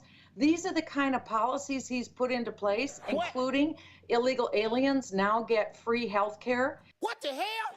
What the hell? What? When? Yeah. Your ass, see. What the hell? Illegal aliens are getting driver's license. Illegal aliens are getting free college in the state of Minnesota. wait a minute, free college? What the hell? Illegal aliens get free college in the state of Minnesota. That's ridiculous. Minnesota, when Minnesota citizens can't afford to go to college, it's no one has ever seen anything like this. I've been involved in government. King 2G say lies, bruh. She has blue eyes. Well, this blue-eyed person is lying on another person with blue eyes then, I guess, right? You know what I'm saying? I guess. This not no lies, man. Come on, man. Doug and Joni for 30 years. I've never seen anything like this. I wrote a summary of what Tim Walz did. I can send it to you all so that you have it. And people need to see for themselves, because if you want to know what Tim Walz's accomplishments are, we have them on paper, how he's destroyed the state of Minnesota. So this isn't just a remark I'm making. The proof is in the pudding. People are leaving the state because they can no longer afford to live there. And also their faith is being damaged. Doug is a professional counselor. He's a psychologist, a clinical psychologist. In the state of All right, Molly's, I appreciate you for tapping in. Minnesota, if someone is a Christian psychologist or counselor and someone comes in and they're struggling with issues about sexuality and who they are, the counselor is prohibited from giving counsel to the person who's coming in and struggling. We're not allowed to do that. Wow. Also, when money was given to colleges in Minnesota, Christian colleges were not allowed to be involved in receiving money. Christian colleges couldn't get no money. That's terrible. Just like JVNP say, that's terrible. They mock Christianity all over the world. They got Minnesota receives money and grants, and Christian colleges can't get it. Boy, I tell you, the devil is at work, boy. The devil is at work. From the state of Minnesota, secular schools, yes, not Christian. Tim Walz is a radical. Kamala Harris was voted the most radical liberal senator in the United States Senate. And that's why people need to know Tim Walz was the most radical governor of all 50 states. And he was invited by Joe Biden, Kamala Harris, and Barack Obama to come to the White House. And he was showcased as a trophy. This is who we want to have as our governors across America. We want our governors to implement these policies. Well, if other governors do what Tim Walz does, there'll be no place to go in America to live. Thank God we have free states like Texas and Florida and other states. But the governors like Tim Walz, who are putting these policies in place, are making lives impoverished, miserable, and denying the faith of sincerely held beliefs of Christians in Minnesota. It's like nothing we've ever seen before. Absolutely, Michelle. And I think you Denying the faith, boy. It's crazy. said you haven't seen this before. We've seen it. It's called communism. It's called Marxism, where you eventually run out of other people's money. I mean, $17 billion is a lot to spend, right? And so we have seen this. And this person, and we're going to try to get that paper and give it to people who want it. He's not going to protect our children. You know, I want to talk to the moms just for a minute about what the children are at risk here. Listen up, mothers. If you in the chats, listen up. This is what they trying to put as vice president. You know, Kamala and them already with the woke agendas and transgender rights and men and women's sports and tampon Tim trying to put tampons in kids' bathrooms. They taking your kid and doing what they want to do with them. If the kids say something and they say something to a teacher or somebody else besides the parent, they take that kid and turn them into what that kid want to be when that kid don't even know what the hell he want to be. I believe boys are boys and girls are girls. I believe that the parents has the decision on what goes on, not the government. But anyway, y'all listen up, mothers, please. Mothers need to realize, pregnant women need to realize, Tim Walz is not for protecting the unborn child. Even the born child, he repealed the law so that born children from abortion would be allowed to die, left on a table to die. The 8 babies he did that to in the state of Minnesota. Any pro-life legislation. And for women who want to understand abortion, maybe women don't understand what happens in an abortion. Women in Minnesota had protections. He took that all away. He wants women to be ignorant, and he supports the culture of death. That babies would die, but women need to understand for their little children, when they go off to preschool, when they go to elementary school, they're going to be schooled in radical education. He passed it in Minnesota. It is hating each other's race based upon our skin color. He put that in Minnesota. It's called ethnic studies, but it's meant to teach people to hate each other based upon the color of their skin. So the school curriculum is radical that he's put in place. He's in love with communist China and principles of communism. He wants youth to be taught the principles of communism. He did it in Minnesota, and he put it permanently in our state curricula in the state. And they're also putting in place the radical sexual education so that it's really advocating children and messing up children's mind for them to think, if they're a boy, maybe I really should be a girl, or vice versa. And if a child goes forward and says, I'm confused, I think maybe I want to know more. Now when the parents say no, the parents are pushed aside. It's the school district and the state that gets to take the child and change them. This is even worse than communist China and Russia under Stalin, because they didn't push this radical sexual agenda that Tim Walz has pushed in the state of Minnesota. Communism is one thing.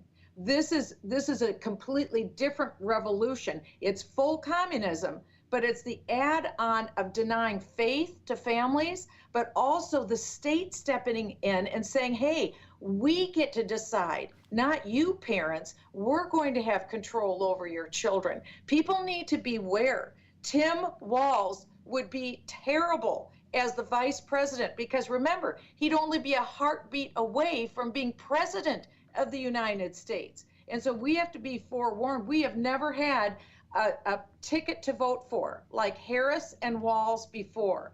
There's never been a more radical ticket. If they get in, they'll act quickly. Tim Walz did all of this in 1 year.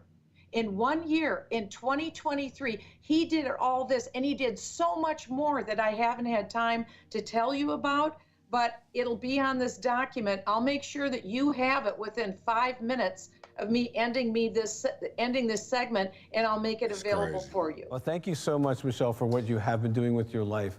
And actually, you're an example of women and men stepping into the public place and being a voice of light. So thank you for your life and your... All right, y'all. I got one more before I go, man. This is the body language of Michelle Obama at that DNC speech that she gave. Let's see here. DNC speech that she gave. And we're going to check out her body language. All right. 15 minutes, man. Give me 15 minutes. Democratic National Convention of 2024, perhaps one of the most flaming has been... So of all these speeches at the DNC, the Democratic National Convention of 2024, perhaps one of the most flaming has been the one given by Michelle Obama. And for many reasons, especially because of the baiting that we are gonna hear, of the let's say inconsistencies and flat out lies as well. Hey Rocky, I got a life, brother. I'm on a 4-day vacation right now. I don't gotta be working 4 days. I've been at my job for 15 years. This is what I do. When I'm off, I'm here trying to spread the truth, which I think is the truth. So get with it, brother. I got a life, and it's a good life. I appreciate you. Thank you.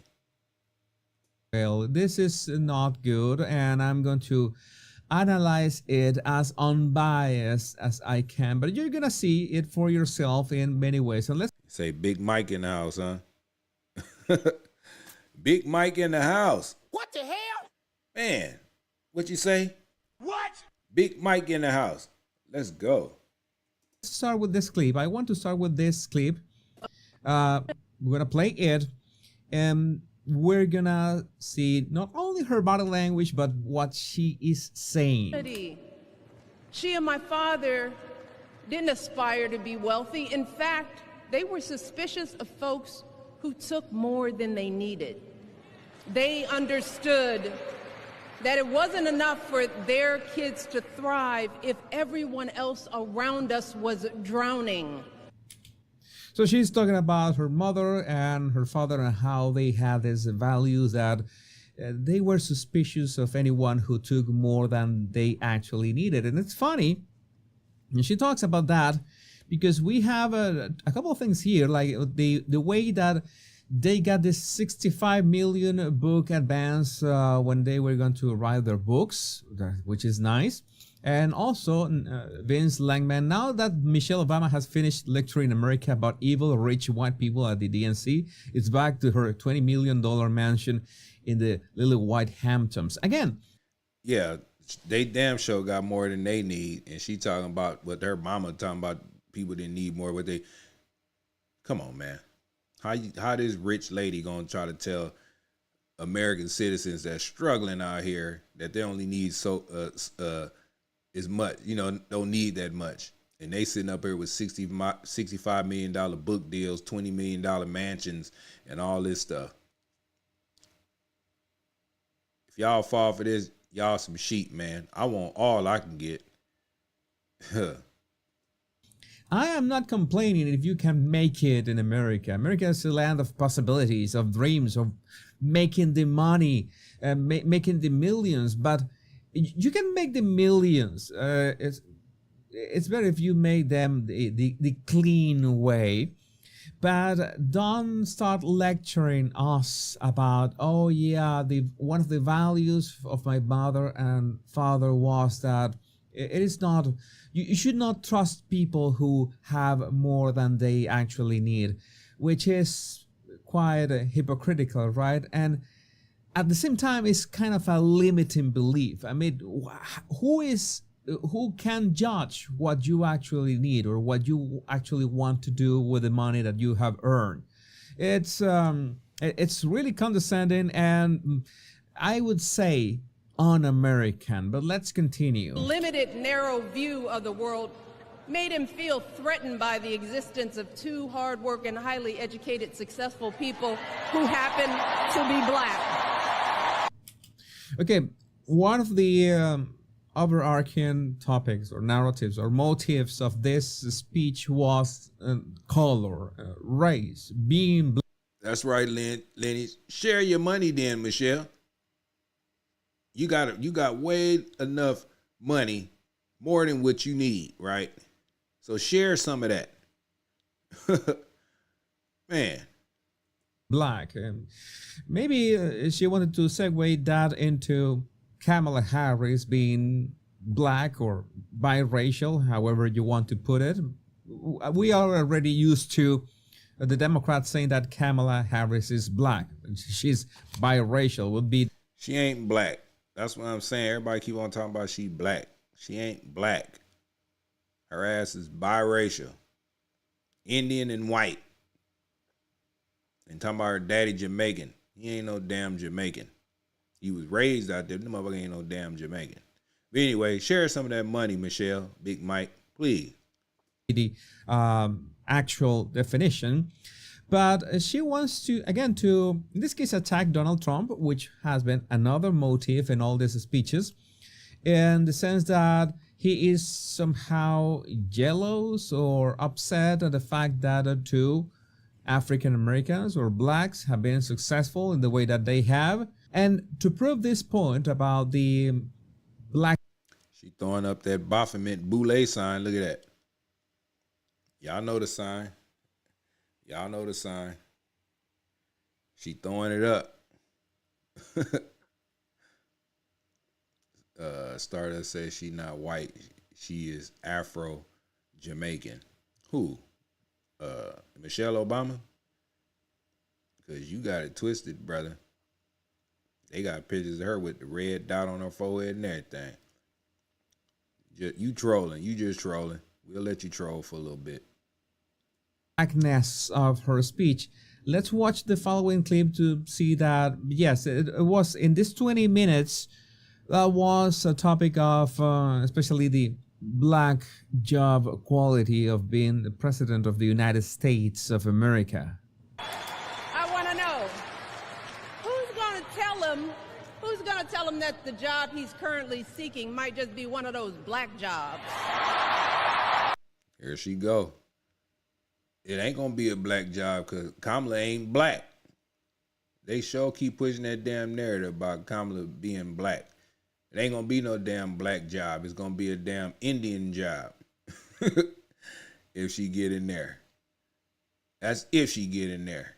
They keep on running off of personality and not politics.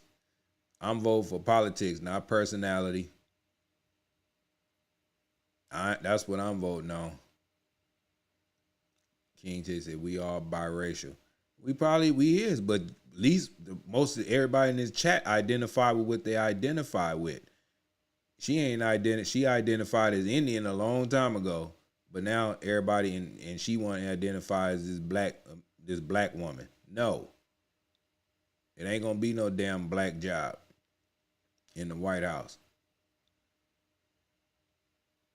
Something wrong with you. I ain't gotta prove nothing. I will. You want me to? You know what? I got another video. I made a video about it.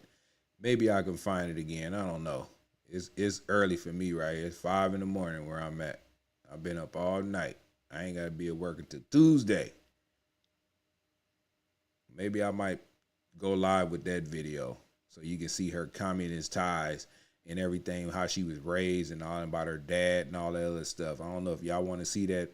Put a number 1 in the chat, man. If y'all rocking with me, man, put a number 1 in the chat. Let me see if I can find that.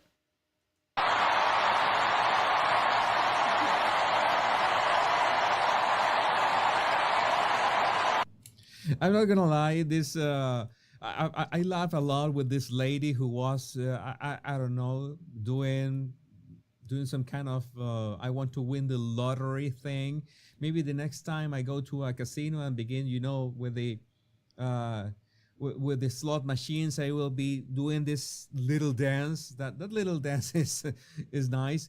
Again, we saw people clapping that this could be a black job. What is being the president of the United States, and we see a lot of white folks in this shot, and it's a bit funny that I was looking at this lady here, and well, I think she was not that pleased with the joke. I think she was not pleased at all with what she had just heard. So we can guess that not everybody was buying the. What up, Vincent? What's going on with you, Mills? Man, moderator in the house. What's going on with you, man? I'm up. What's up with it?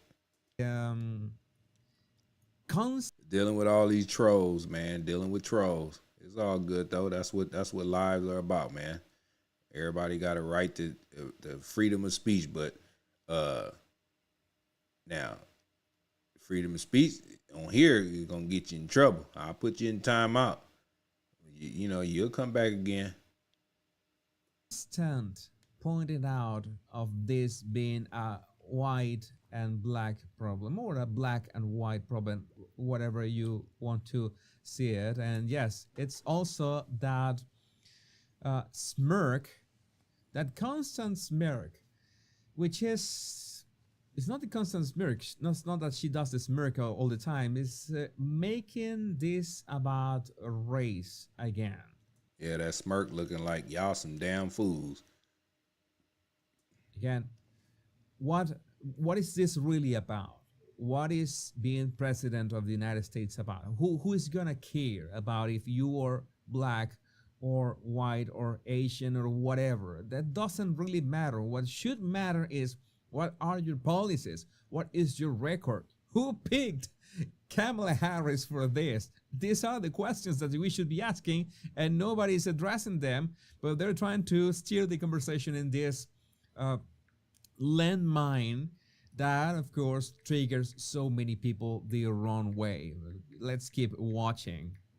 Demonizing our children for being who they are and loving who they love. Look, that doesn't make anybody's life better.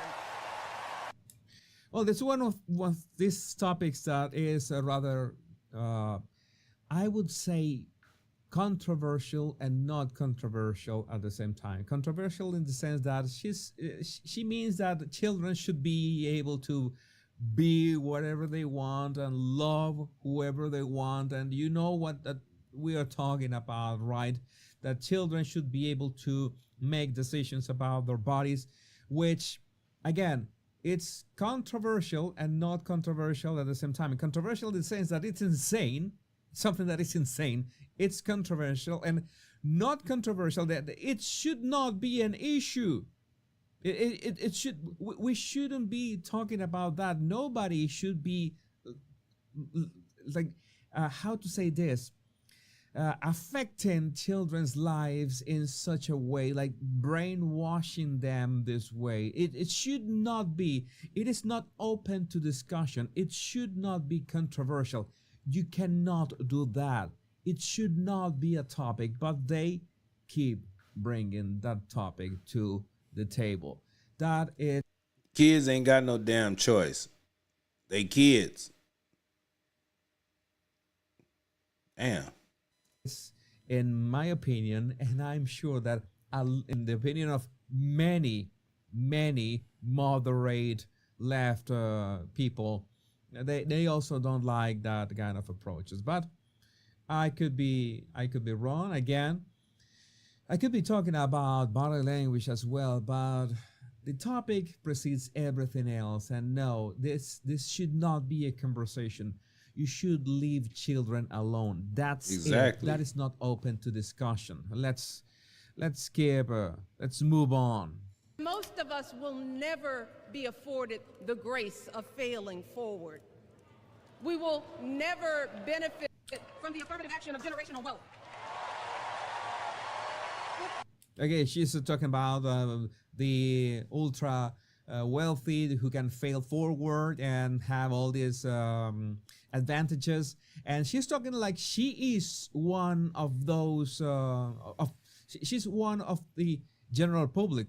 She's talking like we are one and the same. That this is the kind of things that rub me the wrong way. Like, we already know that you're a millionaire, that you're not struggling like any other people in America. You exactly. She gaslighting everybody. You don't have to say we. If we bankrupt a business, And look at that gesture, like pointed at herself, at her chest, like she is including. If we bankrupt a business or choke in a crisis, we don't get a second, third, or fourth chance. If things don't go our way, we don't have the luxury of whining or cheating others to get further ahead. No. You already further ahead, Michelle. I mean, Big Mike. You pointing at yourself like you understand what's going on. No, you're not. You've been a millionaire for years. You don't know what it's like to go and go to the refrigerator and get the box of cereal on top of the refrigerator, and it's only 3 or 4 pieces of cereal in there. You don't know what it's like to go get the ketchup bottle and want to put some ketchup on your fries, and you got to put water in the bottom of the damn ketchup bottle to mix it up to get the rest of the damn ketchup out of there. You ain't did that in years. So what are you talking about? Michelle? Come on. Again, she is including that, and cheating to winning and getting further ahead. I am not gonna make that joke, but you know what joke I was going to make, and it is not really a joke. We don't get to change the rules, so we all always win. If we see a mountain in front of us, we don't expect there to be an escalator waiting to take us to the top. No. Why is she talking like she broke? That's what I'm trying to figure out. Like, you not broke, so what the hell are you talking about? All them people in the crowd just screaming and hollering, yeah, yeah. Look at who they, I wish I was there. They probably would have kicked me out because I'd have been like, look who up there talking. Look who up there talking. We put our heads down. We get to work. In America, we do something. I mean, I'm sure that the capital gains tax that most people don't get is going to affect the Obamas, or maybe it's not going to affect them because I know that they know the tricks that very wealthy people do to not be affected by that kind of taxes, right? Because as Donald Trump said that she ain't talking about no damn Trump. She talking about all them broke people in the audience, and she trying to act like she part of the broke squad. I remember the Dave Chappelle skit when he said that Trump had the, guts to say that, yeah, he cheated, and he knew that the establishment was not going to change the rules because they all benefit from the same rules. And Trump is the only one to say, yes, it's like I myself and all of them benefit from this. That's a thing. That's not something that is gonna change anytime soon. And you have to realize it. Let's keep watching. Next clip. Taking away our freedom to control our bodies, the freedom to become a mother. Yeah, Stardust just trolling. And she said freedom to become a mother. Everybody keep calling her Big Mike. I ain't seen no pregnant pictures of Michelle Obama. All the pictures I've seen is her with short hair looking like a man and what's his name? Her husband, Obama, hugging on that thing. Through IVF like I did. Okay, this is something that most people apparently didn't know. I didn't know that she was a mother thanks to IVF.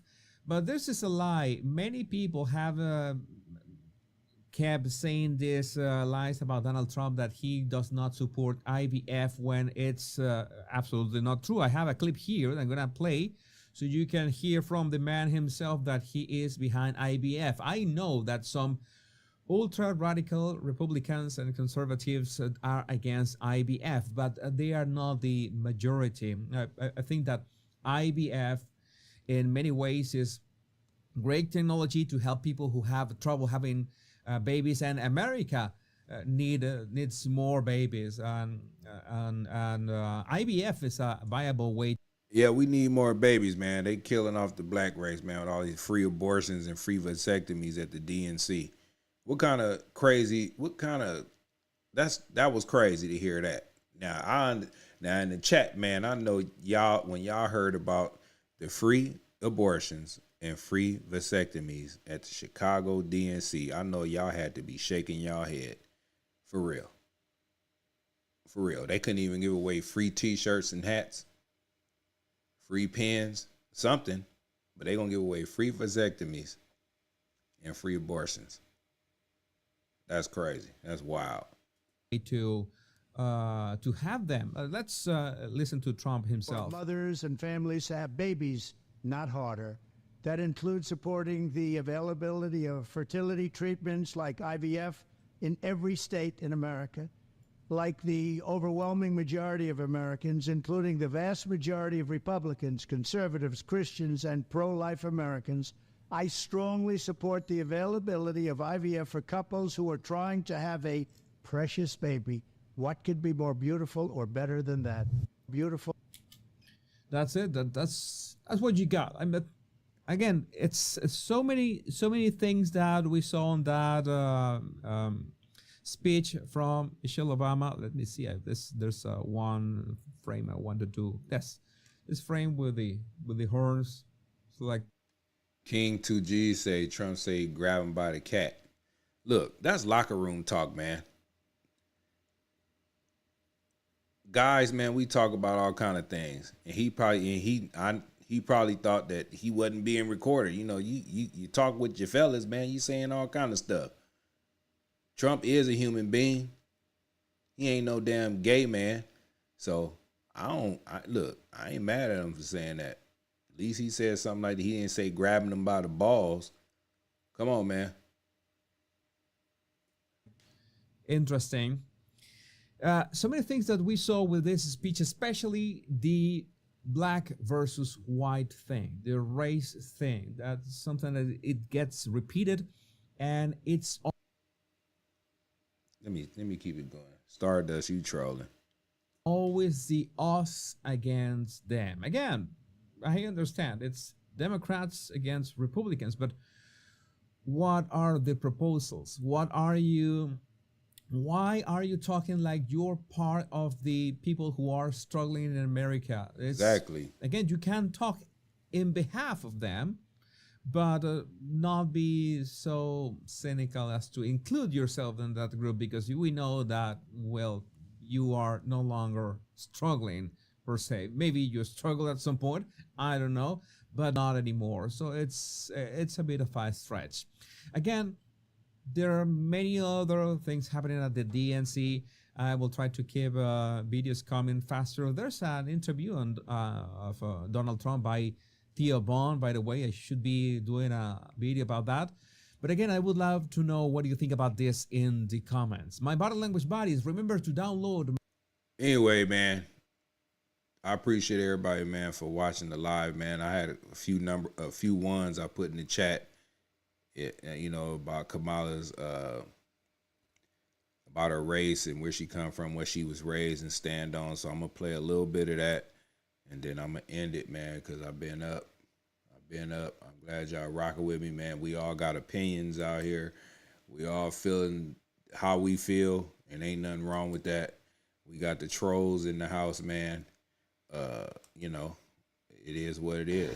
Now, Kamala Harris. We got the trolls, but this is the video. I don't know if anybody's seen this before, but we're going to watch it. You're going to watch some of it, you know. And I'm going to ask a question later. If y'all want to continue watching it, I'm going to tell you guys to put a number 1 up in the chat if y'all want to continue watching it. But this is Kamala's secret. What is it? Let me see. Her sinister background of a moderate communist person. Kamala Harris, China's American dream president. All right. So we're going to watch a little bit of it. Hi there, welcome to Counterpunch with Trevor Loudon. If you like this show, please hit like and subscribe and share it with your friends, as many of them as you can. We're in the fight of our lives, people, and we need to get the word out. So today I thought I would talk about Kamala Harris. And we all know that if Joe Biden should become president, God forbid, that she will be the real president of the United States. So according to various news media outlets, you know, of the more traditional nature, Kamala Harris is a moderate Democrat. She's a pragmatic liberal. But does that square with reality? You know, her own voting record in the US Senate is to the left of both Elizabeth Warren and Bernie Sanders, but we're told she is a moderate Democrat. Well, I'd like to go into Kamala Harris's background because it's frightening, to put it mildly. Now, Kamala Harris is the daughter of Don Harris, a Jamaican economist, and Shyamala Gopalan, who was a cancer researcher from India.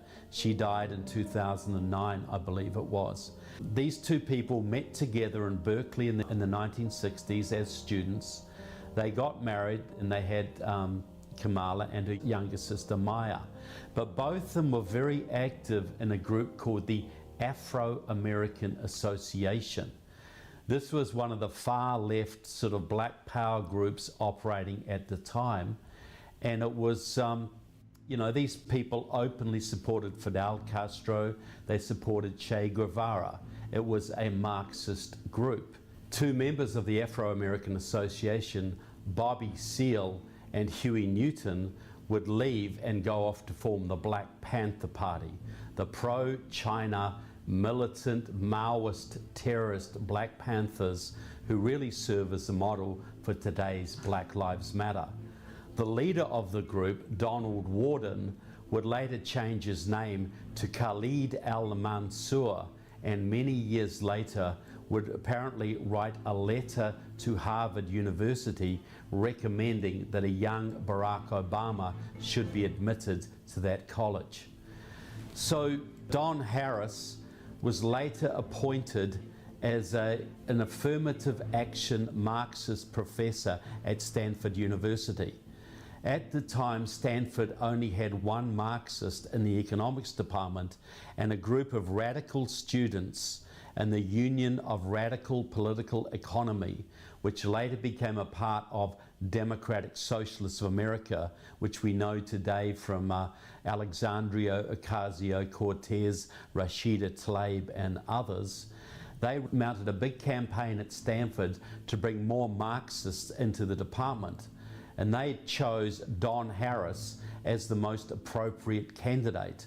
And after a several month long, I think it was a year-long campaign, he was appointed there in 1975, basically as an affirmative action Marxist.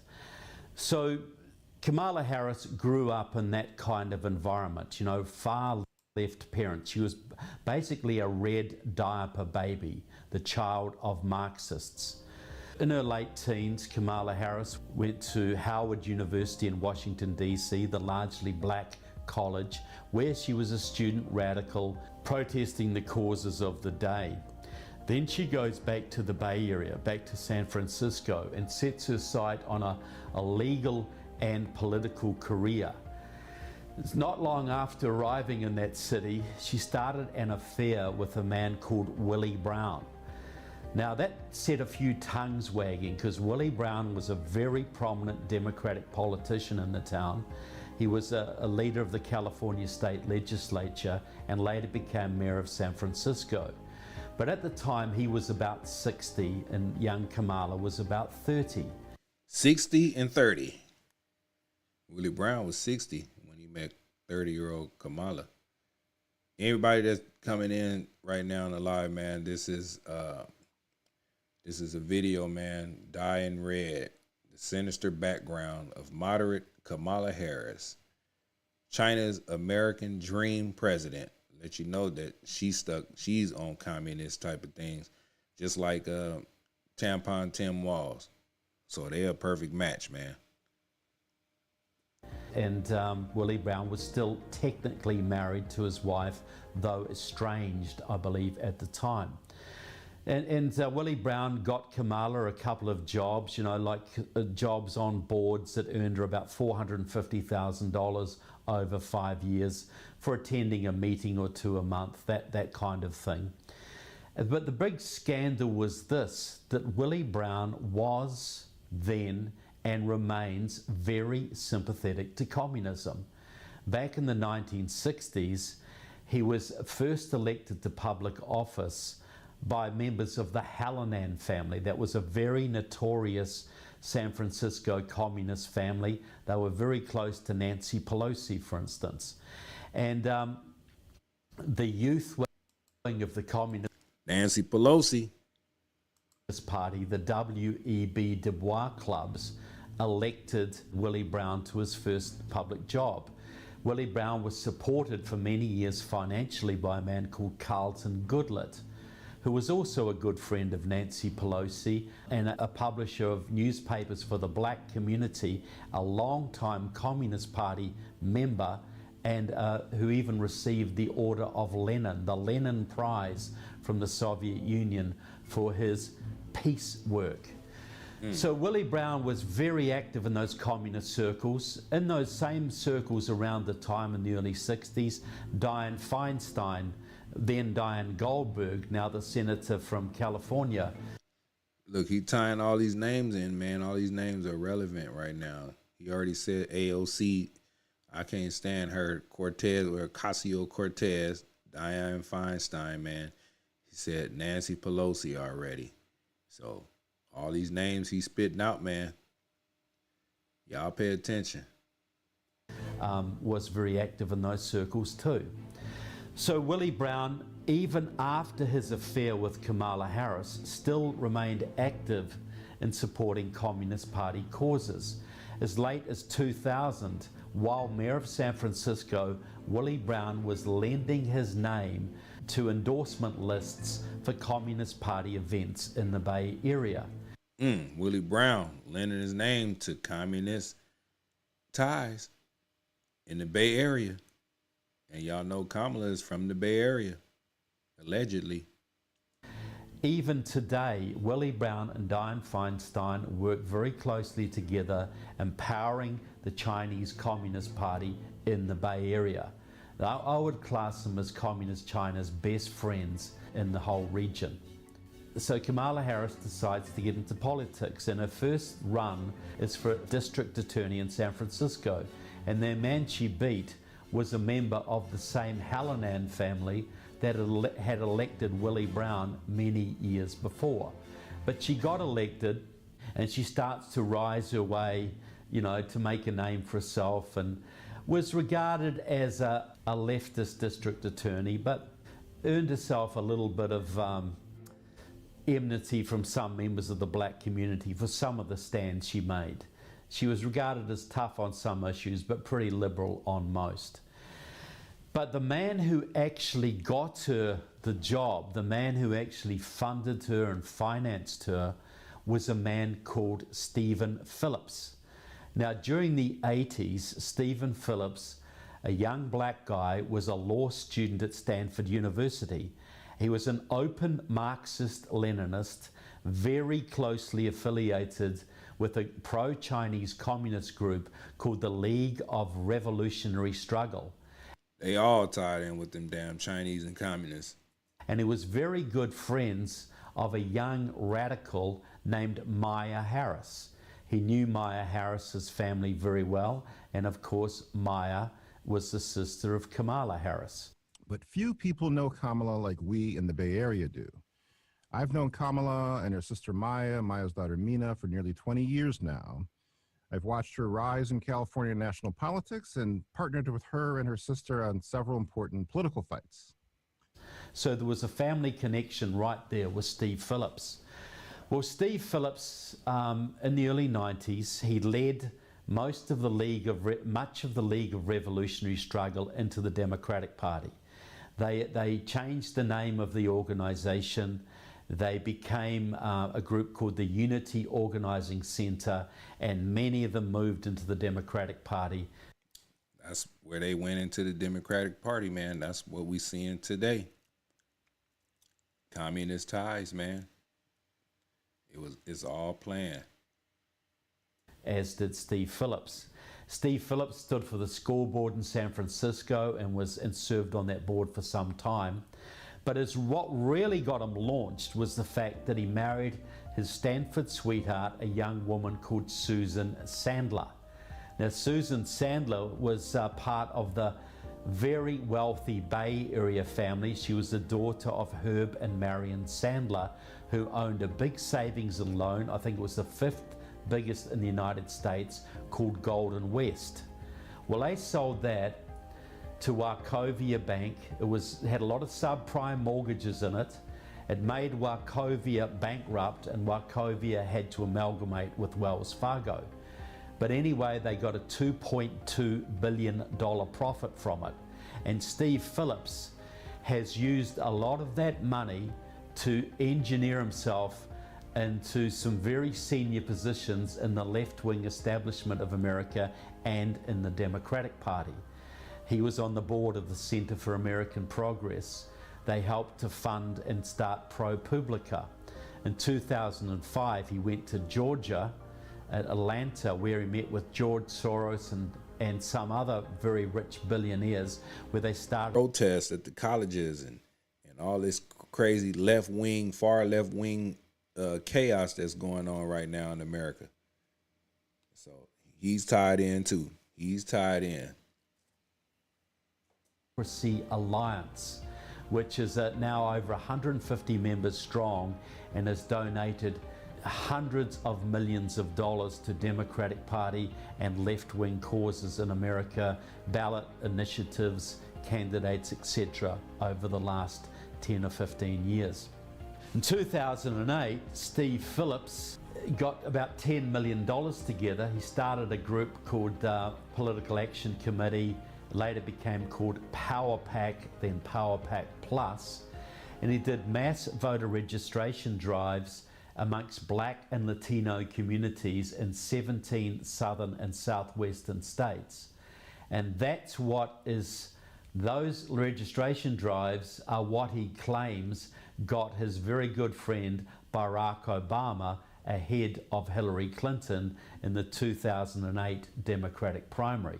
Certainly Barack Obama is a big friend of Steve Phillips. You know, Barack Obama was at Steve Phillips's house in Barack Obama.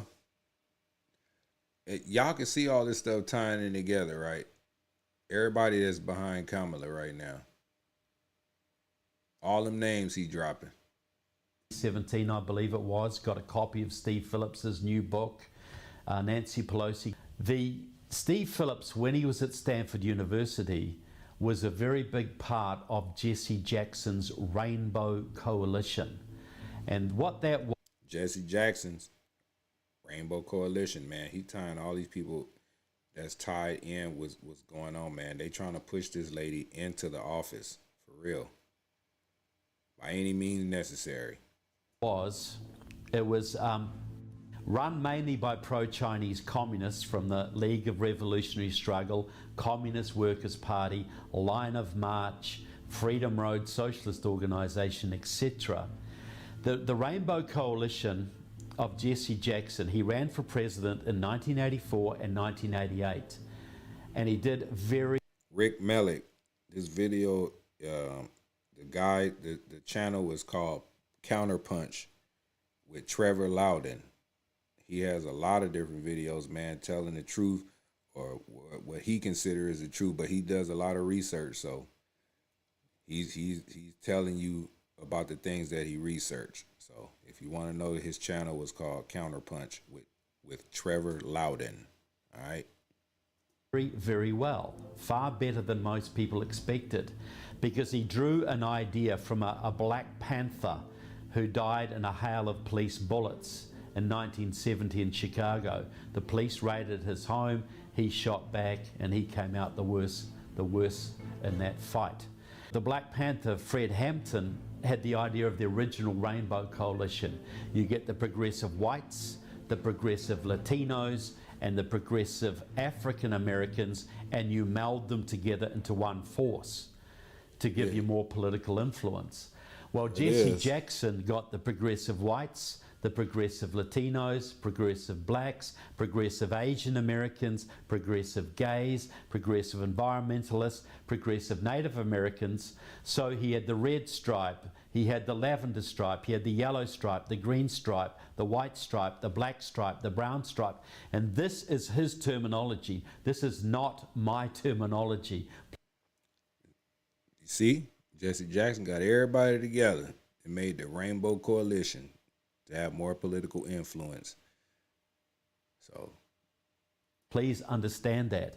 But the idea was you get all the radicals together in one organization, and that gives you a chance to win elections. Well, in those days, minorities were maybe 12 to 15% of the population. Today, they are well over 30%. So the idea was really before its time. And so Steve Phillips has updated that theory. That's what got Obama elected in 2008. The progressive whites with the minorities, with the people of color. That formed the winning Obama coalition. Steve Phillips has written a book called Brown is the New White, a New York Times #1 bestseller. And his argument is really simple. Democrats, if you want complete power in America, enduring power, stop wasting your time with the middle voters. Don't spend all of your money trying to convince 1 or 2% of independents to turn Democrat. There are millions of Democrats in the South who don't vote, mainly black, Latino minorities. Instead, put all of your money into getting them registered, getting them to the polls, run far left candidates of colour, and then you'll win elections, and then you'll flip the South, and then you'll destroy the Republican Party as a force, and you will have complete power in America forever. That's the strategy that flipped Virginia. That's the strategy supposedly won it for Biden in Georgia this election cycle. It came close in North Carolina, came close in, well, not so close in Florida, and actually won Arizona. This is the Rainbow Coalition applied to modern conditions and orchestrated by people like Stephen Phillips of the Democracy Alliance, and the money that they can command through people like George Soros and Tom Steyer and others. This is the philosophy that's now guiding much of the Democratic Party. So Steve Phillips got Obama elected, I can say that. He worked in 2018 and almost got the far left Stacey Abrams elected as governor of Georgia, a long-time Steve Phillips protege, and almost elected the black socialist Andrew Gillum as governor of Florida. And Gillum served on Steve Phillips's Power Pack board for several years. So this is the philosophy that is guiding today's Democratic Party. So they understood, and I've been saying this for several years now. That's the philosophy, man. You get all the different races, plus the gays and all that, and you put them in the Democratic Party to influence elections, man. And that's what's going on. That's what they keep trying to push right now, right? You know, with all this woke agenda stuff. It's crazy. It's been going on for years, man. They planned this. They want to keep the power. That Kamala Harris would be the candidate for the Democrats in 2020 because she's part of the Steve Phillips stable. She is one of his proteges. I have seen the work of Power Pack around the country. It really is the work that inspires a lot of people to even consider the fact that they could be leaders and know that if they choose to take that step, there will be support for them. And the support will be broad, and it will be deep, and it will be significant. She is half Indian, she's half black, she's female. She's the perfect Rainbow Coalition candidate. Wow. And I've been predicting this for over 3 years. And when she bowed out of the presidential race just before Christmas in 2019, I lost some steak dinners over that. But now I'm back to claim them back because she is really the Democrats' candidate. Everybody knows that Joe Biden won't last his first term. He probably won't last the first year if he should be elected. She is the candidate. She is third term of Obama, effectively. So Kamala Harris, she gets, when she bowed out of the presidential race just before. Let me stop that right there. So the Rainbow Coalition, with all these different races, this is why Kamala has been selected, because she is the Rainbow Coalition. She identifying as black, white, mixed, all these different races, and also pushing the woke gay agenda. So, like he said, Joe Biden, he made the first term, but if he were to get elected this second one, he probably wouldn't even have lasted a year. So she had to be the one that they pushed, and they actually pushed her in there thanks to Steve Phillips, George Soros, and all these people who was pushing her in there. So this is all planned, man. But hopefully, you know, people to get at the voting booth, man, and vote differently, because the world we living in, man, as far as with the American people, man, this is not right in God's eyes. And I don't care what nobody's saying in the chats. Y'all could say and troll all y'all want, but you have to answer. You can't just do what you want to do, man. We all have to answer to a higher power. So, you know, I'm just stating that. So let's get back to the video. Christmas in 2019, I lost some steak. I rewinded a little bit. Let me fast forward a little bit so y'all can see what I'm talking about. really the Democrats' candidate. Everybody knows that Joe Biden won't last his first term. He probably won't last the first year if he should be elected. She is the candidate. She is third term of Obama, effectively. So Kamala Harris, she gets elected to California DA on Steve Phillips's money. She gets elected to Attorney General for California on Steve Phillips's money.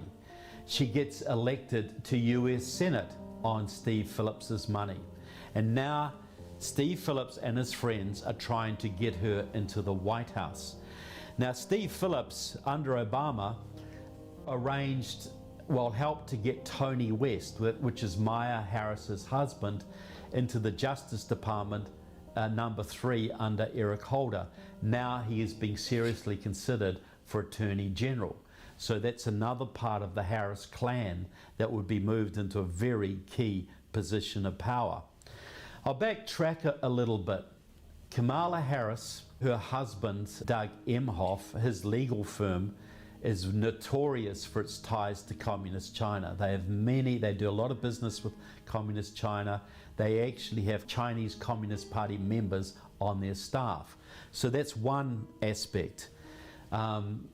Kamala Harris's chief of staff, Karine Jean-Pierre, is a militant leftist who in 2003, I believe it was, went to Haiti to meet with radicals down there with members of the Workers' World Party, which is a pro-China, pro-Russia, pro-North Korea, pro-Iran communist party.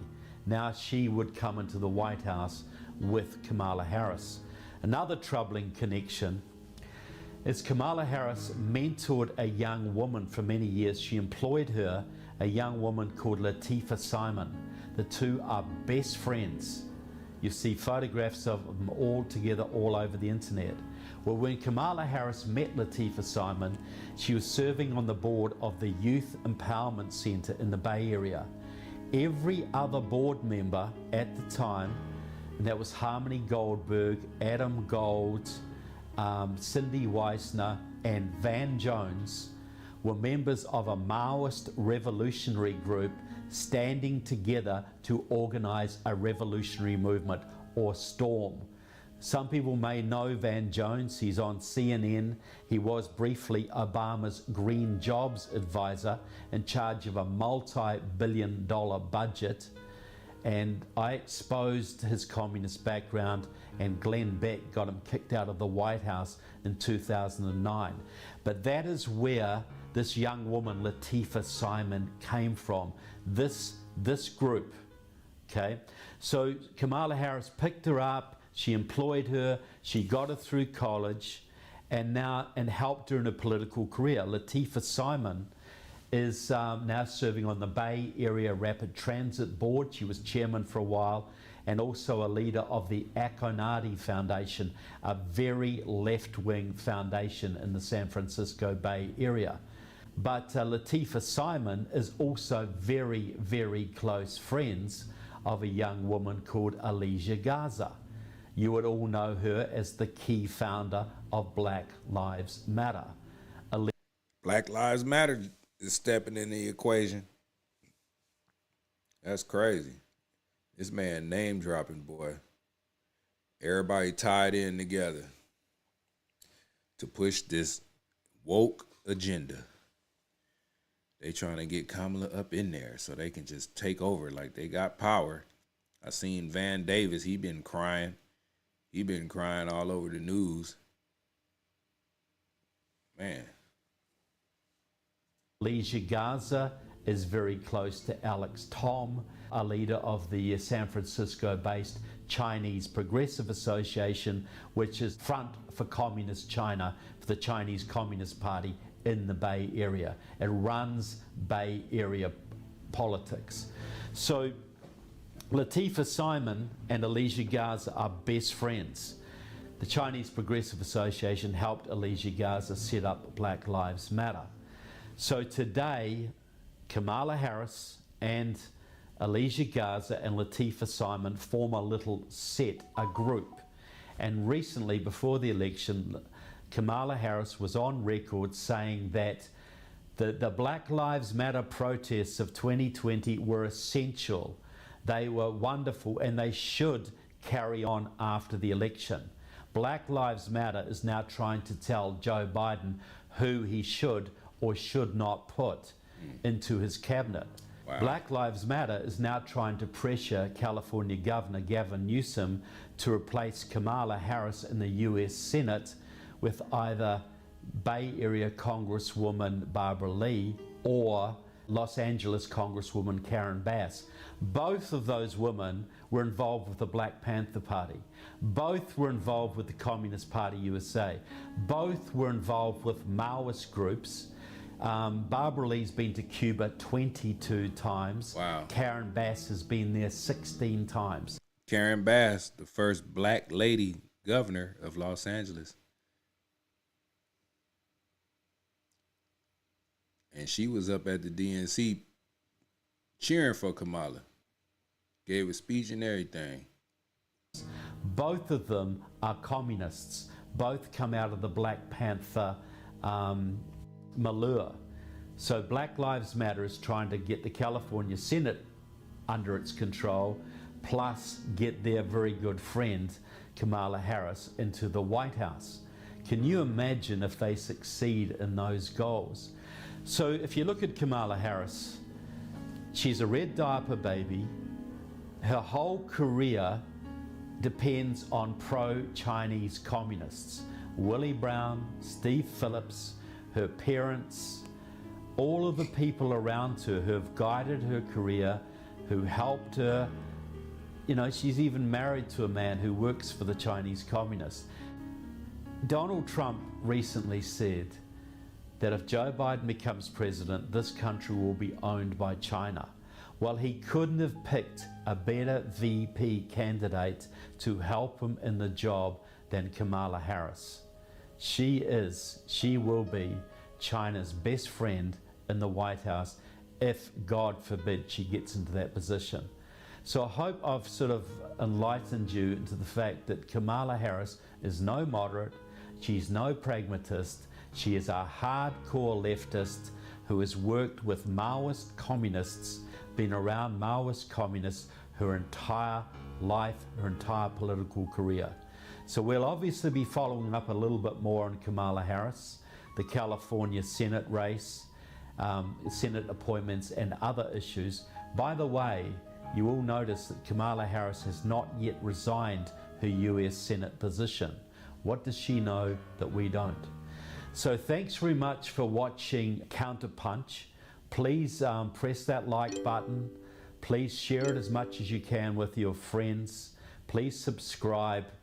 We will see you again. You will hear things on this program you will never hear anything anywhere else. I promise you that. So God bless and see you all soon. Man, that was a long video, but man, shout out to Counterpunch, man. I recommend y'all go subscribe to his channel, man. He got a lot of things, man, that make you say, wow, man, for real. He does his research, man, and you know, it is what it is, man. But yeah, man, I'm about to end this live, man. I appreciate everybody for tapping in with me. You know what I'm saying? Let me see here. Bring this up there, man. It's early in the morning, man. I got to get me some sleep. I stayed up all night, man, trying to give y'all some information. This is my new way of going live, man. I kind of figured some things out on here, the vertical live, man. It's the thing to do. And man, yeah, I appreciate y'all, man. Look, all the trolls, man, I appreciate y'all for trolling, doing what y'all do, man. We had a lot of deep conversations in the chats, man. I was reading some of them. You know, it was a lot of things being said. A lot of people believe what they believe, and you got the freedom to believe what you want to believe. But best believe, man, you have to answer to God for your choices, you know. So just make the right decisions, man, when it's time to make them. And just know, man, when you make that decision and that choice, man, you got to live with it. I know I'm tired of gas prices being high. I'm tired of the food costs being so high, man, out here struggling. Even though I have a career, man, you know what I'm saying? But I'm still, everybody's feeling it, man. I don't care what state you stay in, because we're all used to a certain lifestyle, you know, and certain things that we do. But man, like I said, I appreciate everybody, man. I want to pray for everybody, man. I hope everybody is safe, you know, cover everybody with the blood of Jesus, man. Protect y'all, man, on y'all day moving forward from here on out. You know, I love everybody. You know, I don't hate anybody. And like I always say, man, I don't hate people. I just hate their actions. You know, some people have, you know, terrible actions, you know, but like I say, you the one gotta live with those. So, yeah, man, I pray that all your kids are safe. Those are in the chats that have kids. Protect them, man, because we out here living in a society right now that the government, man, they want to take your rights away as a parent for your children. You know what I'm saying? You laid there and had them children. They wasn't in the bed with you, and they wasn't there when you gave birth to them. And for them to say that they gonna do what the hell they want to do to your kid because your kid is confused, you know, kids are kids. They don't know what they want to be. I know for sure a fact that they want to be, if they're a boy, they want to be a boy, a girl want to be a girl. But man, you got to step up as parents, man. You know, don't let these people control what you got in your household. You know what I'm saying? And especially when they gonna send the kid back to you confused and you gotta pay the bill after they done mutilated your damn child. You know what I'm saying? That's crazy. But I hope y'all enjoyed this live, man. You know, until next time, love you guys, man. Y'all protect yourself at all times. Y'all keep y'all head on the swivel. God bless you. God bless me all the time, man. God bless America. And I'm out. Papa Z. Well, better known as Mr. Zac Reacts.